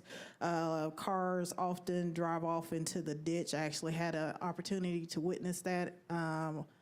Probably a couple of weeks ago, I happened to be driving in the area and saw a car in the ditch with the airbags deployed, and constituents have been complaining about this for years. It's been in the capital improvements budget since fiscal year 2015. We have a lot of walkers on that Mormons Arm Road because there's no sidewalk. So I believe since I've been elected, we've actually had a pedestrian that was injured by a car going through that intersection. So I do ask, it's $300,000 compared to other projects. It's a relatively small project that would result in a greatly increasing public safety in District 2, which is part of North Nashville, which is probably the most neglected area of Davidson County. So again, this will go a long way towards public safety in that area and protecting drivers as well as pedestrians. And I'd ask that my colleagues support it. This Amendment 3 has been moved and seconded. There's nobody in the queue. All in favor, say aye. Any opposed? All right, let's do a show of hands. All in favor? 4, 5. All opposed, raise your hand. I'm opposed too, so 5 to 5. It is not recommended for approval. The vote was 5 to 5. Is there a motion to move the substitute bill with Amendment 1 on it? Any discussion on that? All right, we're on the Mr. Glover. So, Mr. Cooper, I want to find out if one of us votes no on this now, will this automatically be taken off consent for tomorrow night? With an amendment, it will automatically be It off will, consent. okay. All right, thank you, sir. All right, thank you for that clarification. We've got the bill as substituted and with Amendment 1 on the substitute. It's been moved and seconded. There's nobody in the queue. All in favor, say aye. Anybody say aye? Any opposed? All right, we recommend approval. Resolution RS 2020-214 Mendez provides for the issuance and sale of water and sewer revenue bonds in the aggregate principal amount not to exceed $500 million. It's been moved and seconded. Seeing Mr. Glover. So, Mr. Cooper, I'm going to just ask the same question here. We have sort of the same urgency in that we have maintenance, we have infrastructure, we have situations that obviously have been growing over a long period of time. And one of the reasons that we actually raised the rates for water was to be able to do exactly what this bond will be. One of the reasons it will be used. Is that correct? That's correct. Both this one and the next one. resolution need to pass tonight and tomorrow. Okay, thank you, sir. Councilmember Suara. Thank you, Chair.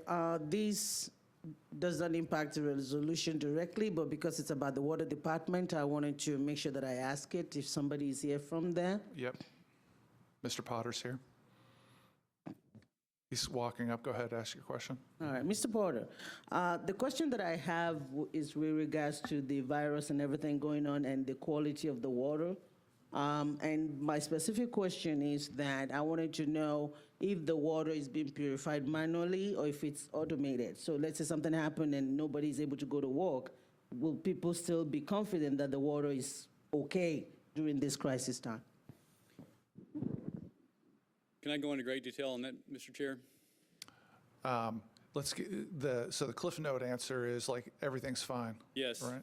Go ahead. But the other, but the point is, from a planning perspective, we're planning for worst case scenario in that if this goes really, really ugly, we're planning on quarantining for 14 days qualified operators, mechanics, and electricians of the plant. So there won't be any situation at all where no one will be at the plant treating the water. So the short answer to that is the water is safe. I would like to go in a little bit more detail about how we treat the water and provide some reassurance to the public about that. Please do. So we treat the drinking water with sodium hypochlorite. And if I could get my hands on a bottle of Clorox and read the ingredient list, it would say water and sodium hypochlorite. We manufacture our own sodium hypochlorite at the plant. We bring in restaurant-grade salt, and we treat it with a high amperage to remove the chlorine from the salt, and we put it into solution, much like Clorox, and we use that to disinfect the water. So we use the most effective means for disinfection. And I'd like to point out that I've got a document here that was produced by the World Health Organization that talks about the coronavirus and its risk to drinking water. And I'll read just a couple of quotes just to kind of give everybody a reassurance from that level of qualification. The quote is, "Currently, there's no evidence about the survival of COVID-19 virus in drinking water or sewage." I've also talked in great detail with Dr. Caldwell, and I asked him point blank, does he have any concerns about our method of disinfection or the safety of the drinking water? And he said no. So I feel very comfortable with our method of disinfection. I feel comfortable with the reviewing of the experts' opinion about the safety of the drinking water in this COVID-19 environment. And under no circumstances will we be in a position where the plants are not properly staffed. Thanks, Mr. Potter. Council Member Vercher. Thank you, Chair. I just got a quick question. It's a little off topic, but I'll bring it back around. Can Metro Water tell us the last time staff received raises? I would really, no, we're not going to talk about that today.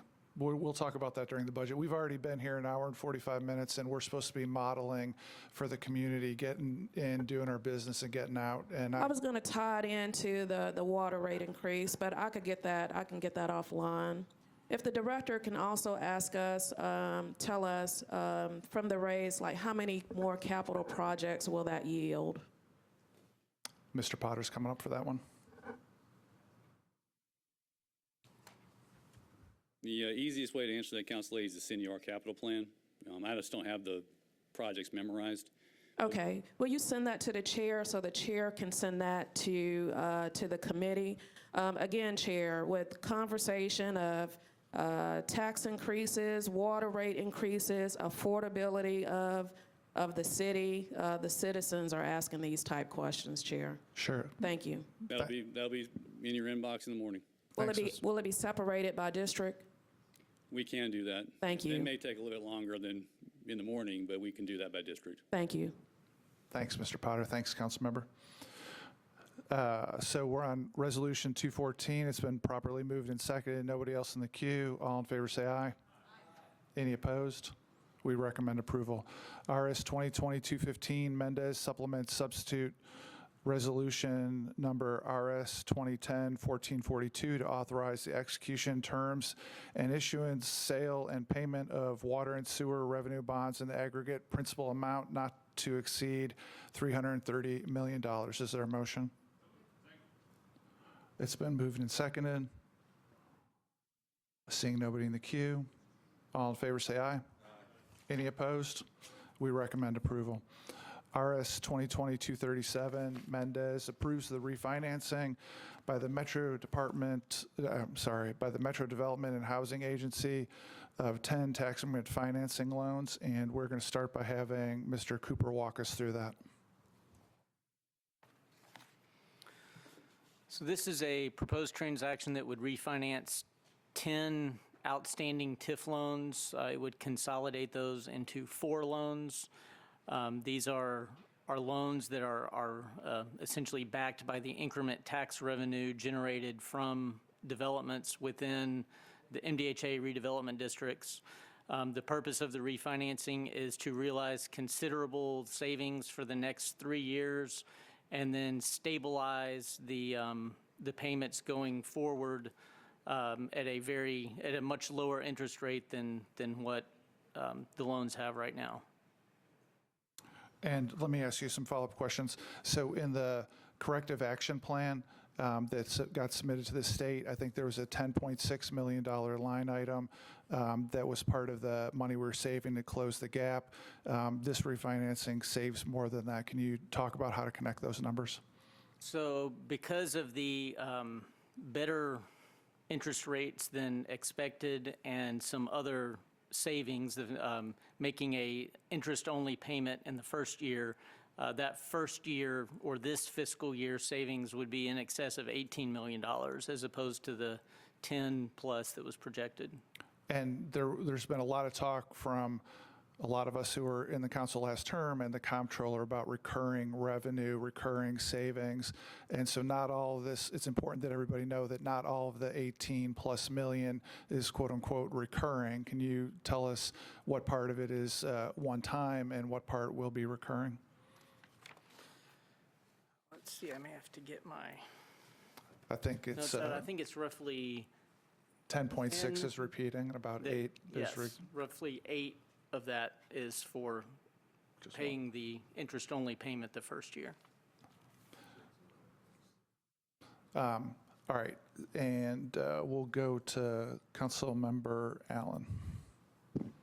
Thank you, Mr. Chair. So what the analysis said was it was 18 million the first year, then 11.6, and then 6.6. And my question is, the year after that, is it then something similar to what it would have been anyway, or does it bump up to something higher than what we're doing It now? bumps up, so over the next 3 years, you would, if we didn't do anything, then the payment, it would start to taper off considerably. Right. So what you're doing now is you're kind of leveling it out for those latter years, and you're paying a little bit more in those latter years. You're paying more, but at a lower interest rate, and you're getting the huge savings the first 3 years. And Mr. Cooper, there's an overall savings through the length with the Yes, refinancing, right? yes. Gotcha. So I think this is, I think it's an obviously necessary thing to do right now, and I appreciate all the folks who jumped on the lower interest rate to do this. I'm concerned that part of the reason we are where we are is because we pushed things forward in 2008, knowing that we would create a bump from now through 2024 that we're paying for. So I just want to make the statement that we got to stop doing this. Well, just speaking for myself, this is the thing where last summer, now Mayor, me, other council members complained a lot about refinancing, because everybody will remember Mayor Briley announced a TIF refi about 1 week after we approved a budget, and a lot of us complained about it for the very reason that you said. For me, moving from the complaining last summer to the supportive is boiled down to two things. One is, it is an ultra low interest rate. It's sub 2%, and the other component, frankly, is the instead of having a $40 million hole in the budget, which we fixed once, now we've got another hole in the budget from sales tax, and the idea this time around of the interest-only component, which I normally would have a big problem with, gives a needed infusion of cash right now. And the fact that it's such a low interest rate, it's not that long an amortization period, the overall payments are $5 million less through the life of it, are the things that nudge me to think that this is a good idea. It's just speaking for myself. And it also has level debt service, which we did not have when we did now granted, this is not Metro debt here, this is MDHA loans, but when we did the refinancing after the recession, or at the start of the recession, that was kind of a balloon debt where you paid, your amounts went way up later in the term. And I guess the only other thing I'd mention from the TIF study group, which this body enacted all the recommendations of, one of we wanted to get level debt service, and we wanted some predictability of getting some property tax money into the general fund rather than all of it toward loans. And this does accomplish getting some property tax money from TIF properties into the general fund starting now, which is a thing that's never happened before, ever. Okay, I appreciate those distinctions. Thank you. Councilmember Suara. Thank you. I think some of the questions may have been answered, but I wanted to confirm that we're not increasing the loan, we're just refinancing what is due right now. Is that correct? Correct. What about the due date? Is it extended any longer than it is, or is it the same period? No, it's the same. It does not extend the overall term life. of the. Now, there are some, there are 10 different loans, so they mature at different points, or if you didn't do the refinancing, so some are longer, some are shorter. This would get them all the same length, but it does not extend the overall beyond what the duration. Yeah, of the loans. I would blend in. So the way TIF loans work, there's a certain term to them, but MDHA has had the discretion that everybody's been in favor of in previous years of taking 100% of the property tax revenue from the subject properties and paying it all toward the loans. So some of the loans, if you took all the property taxes, would be getting ready to get paid off in 2, 3, 4 years. And so for some loans, if you took all the property tax money and they'd get paid off in 4 years, for example, now with the refinancing, instead of all of it paid off in 4 years, it'll be stretched out over 10 years with a much lower amount that's predictable year in and year out. So we'll get some of the property tax money to the general fund. So there's a trade-off between some of them absolutely will take longer to pay off. The total amount money paid by Metro will be lower, and we'll get some money now into the general fund, if that makes sense. It does. And I do want to confirm that you said when we look at the entire period, we will be saving money at the end of the day, over the lifetime of the loan. Yes, Is and it- I'm told 7 years, not 10 years. 7 million. 7 million. 7 million saved over the life of. Okay. Is it possible to get a copy of that amortization? Yeah, I think Mr. Wilshire can get Mr. Wilshire can get us some information to me that I'll distribute to the committee. Mr. Glover. So I'm going to ask the question, I guess, of Mr. Crumbo, if you would. With regards to the amount of money that was anticipated for this year's operational budget on some of the money, does this free up an additional 8 million? Certainly not 18 million, but roughly, well, I shouldn't even say 8 million, but roughly 7.5 million that will be additional operating. And then for next year, when we're anticipating 11.6 for 21 and then 6.6 for 22, will that all be, will all of that be driven into our operational budget? Yeah, so I don't have the book here in front of me and the numbers. And I know Mr. Wilshire's in the back if we want to get into more detail. But a few things. One is to comfort Council Lady Allen. I actually looked at not doing any refinancing here, and the numbers were so compelling to go ahead and do it based on what we can afford. It seems, for all the reasons have been mentioned here, the good thing to do. With respect to the numbers, they will come through our operating budget. These are the constructs were anticipated in the arrangement we made with the comptroller. We're just, frankly, the beneficiary of lower interest rates. And if I may, with Mr. Wilshire and Mr. Harbison and so forth at MDHA, they just did a marvelous job of shepherding the process and finding a good deal for us. So I do want to move this forward and close it. Oh, no, I'm fine with it. The only other question I have is, I think you said, was it 2%, Mr. Cooper? Or who said 2? It's below Sub 2, 2%, yeah. sub 2, okay. Is that fixed, or is that going to end up being a It's variable? fixed. It is fixed, okay. That'll All be right. fixed. And interesting, over the weekend, as the Fed, dropped its rate, I did make the inquiry about going a little further. That's but- why I couldn't help but ask the question, because you're right. The rate did drop again, so, I did get a okay. little greedy for a few hours today, but I think this is a great rate. And, I've joked earlier today with some people that the worst instructions I ever got in private practice by clients were, negotiate like heck, but don't lose my deal. Yeah. And so we want to get our deal done here. All right, thank you, sir. All right, thank you, Mr. Glover. We're on Resolution 237. It's been properly moved and seconded. Seeing no other people in the queue, all in favor say aye. Any opposed? All right, we recommend approval. And thanks, Mr. Harbison and Mr. Wilshire, for coming by. Resolution 2020-238, Mendez authorizes the Metro Development and Housing Agency to enter into a pilot agreement and accept payments in lieu of ad valorem taxes with respect to multi-family housing project located at 0 Murfreesboro Pike. Is there a motion? And there's also an amendment, if somebody can move that. All right. Mr. Cooper, since I didn't see the amendment before it went in the package, could you tell us what it does? I think that the amendment corrects basically a typographical error. When the resolution was drafted, it included a couple incorrect numbers, and this just fixes those. All right, the amendment's been moved and seconded. Seeing nobody in the queue, all in favor say aye. Any opposed? All right, somebody move the resolution as amended. It's been moved and seconded. Seeing no discussion, all in favor say aye. Any opposed? All right, we recommend 238 as amended.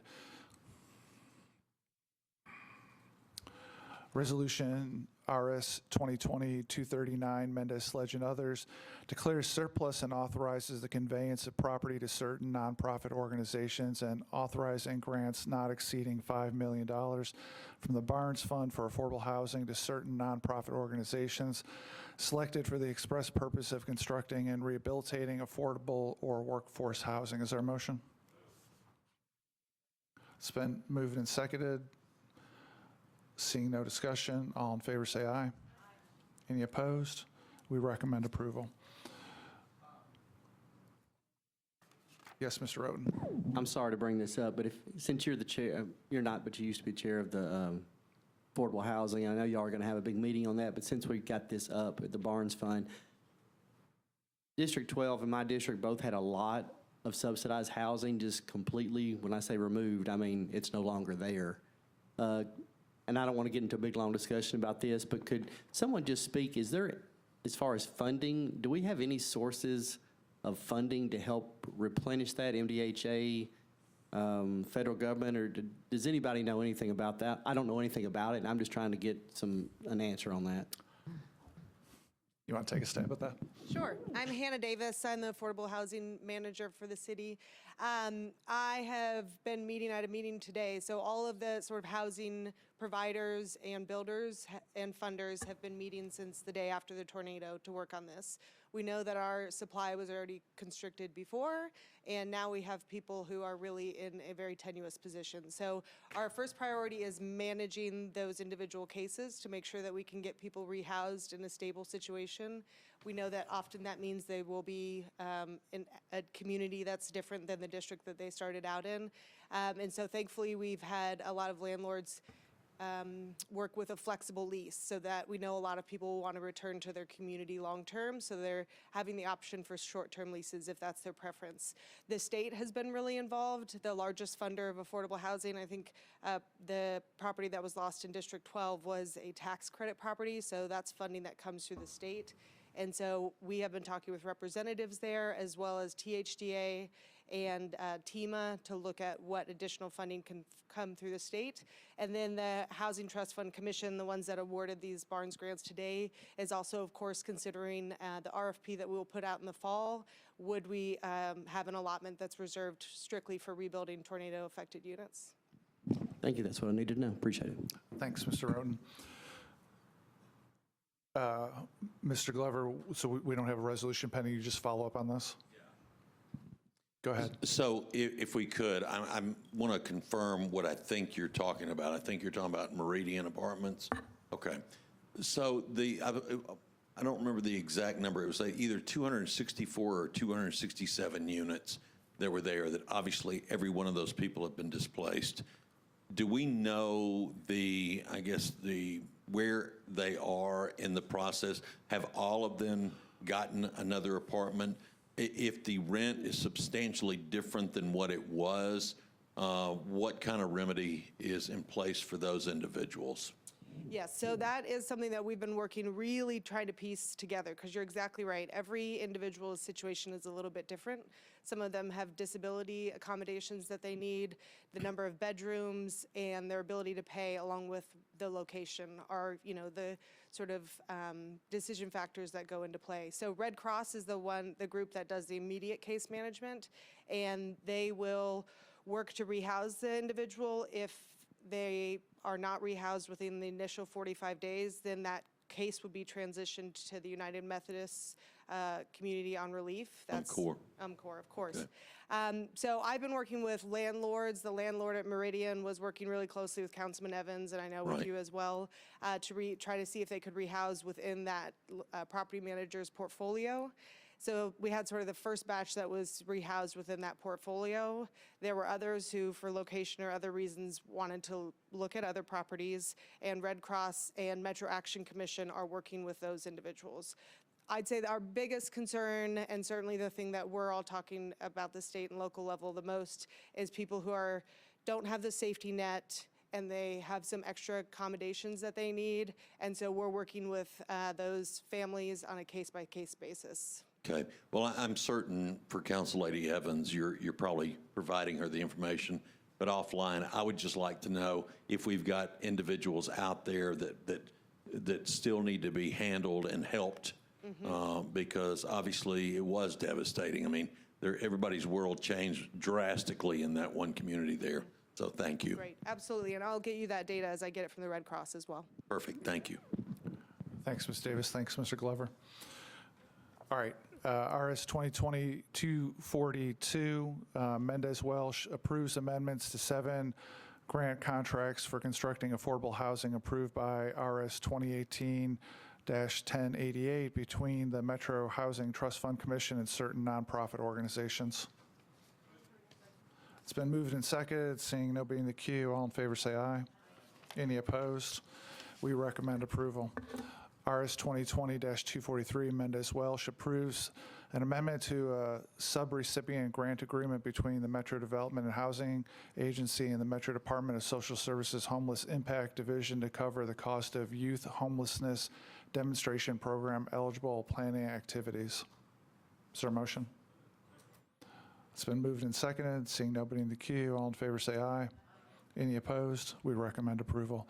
RS 2020-244, Mendez approves a grant from Boulevard Bolt, Inc. to Metro Government for Metro Nashville Social Services Commission to benefit the House Nashville program to aid homelessness. Is there a motion? It's been moved and seconded. Seeing nobody in the queue, all in favor say aye. Any opposed? We recommend approval. RS 2020-245, Mendez Hager, others, approves an application for an Arts Builds Community Grant from the Tennessee Arts Commission to the Metro Arts Commission to conduct community arts projects in Davidson County. Is there a motion? It's been moved and seconded. Seeing nobody in the queue, all in favor say aye. Any opposed? We recommend approval. RS 2020-246, Mendez Hager Hancock, approves a grant from Americans for the Arts to the Metro Arts Commission to provide financial and technical assistance to help establish the Diversity in Arts Leadership Internship Program for undergraduate interns. It's been moved and seconded. Seeing nobody in the queue, all in favor say aye. Any opposed? We recommend approval. Nobody said no, right? All right, great. RS 2020-248, Mendez Bradford, others, approves a Partners in Protection Shelter Program participation agreement between the Metro Board of Health and Boehringer Ingelheim Animal Health USA, Inc. to purchase discounted animal vaccines and medicines for shelter animals. It's been moved and seconded. Seeing nobody in the queue, all in favor say aye. Anybody opposed? We recommend approval.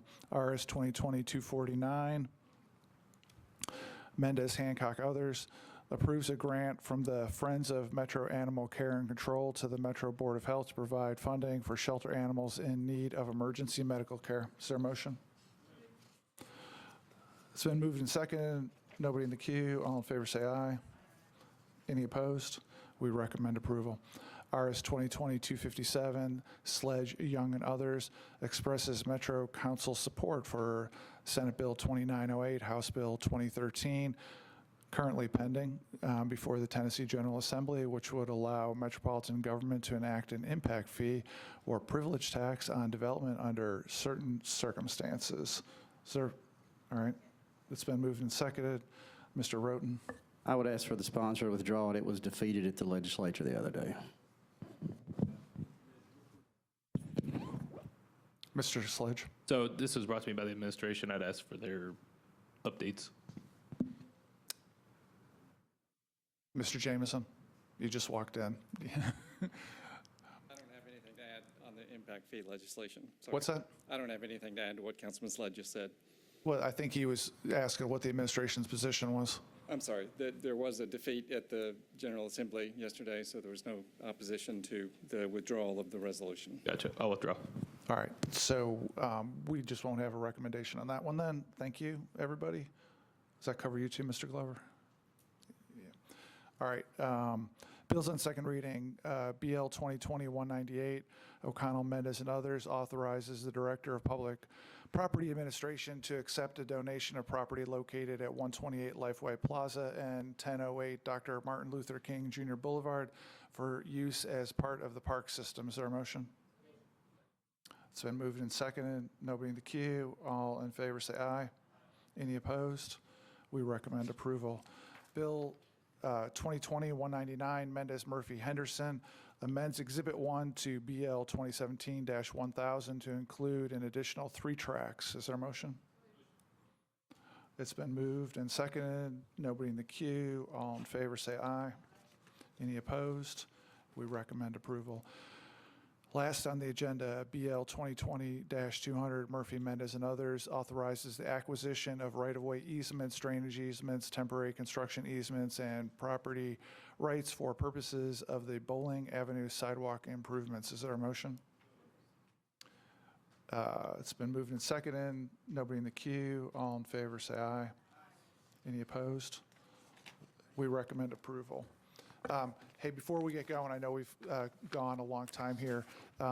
As we come up on the budget process, the mayor's office is planning on getting the budget out on March 31, and we'll all know a lot better on March 31 about how the progression of COVID-19 is through the community, and I'm committed to us working through what we do with the timing and having the hearings publicly. And then the other thing I want to mention, things are moving very rapidly in the economy, and if anybody has questions, they're having a hard time getting attention from anybody, it's not from a lack of will, it's from everybody's slammed. Please send those to Mr. Cooper in the council office, and I will get them answered on behalf of the committee. So thanks, everybody. We're adjourned.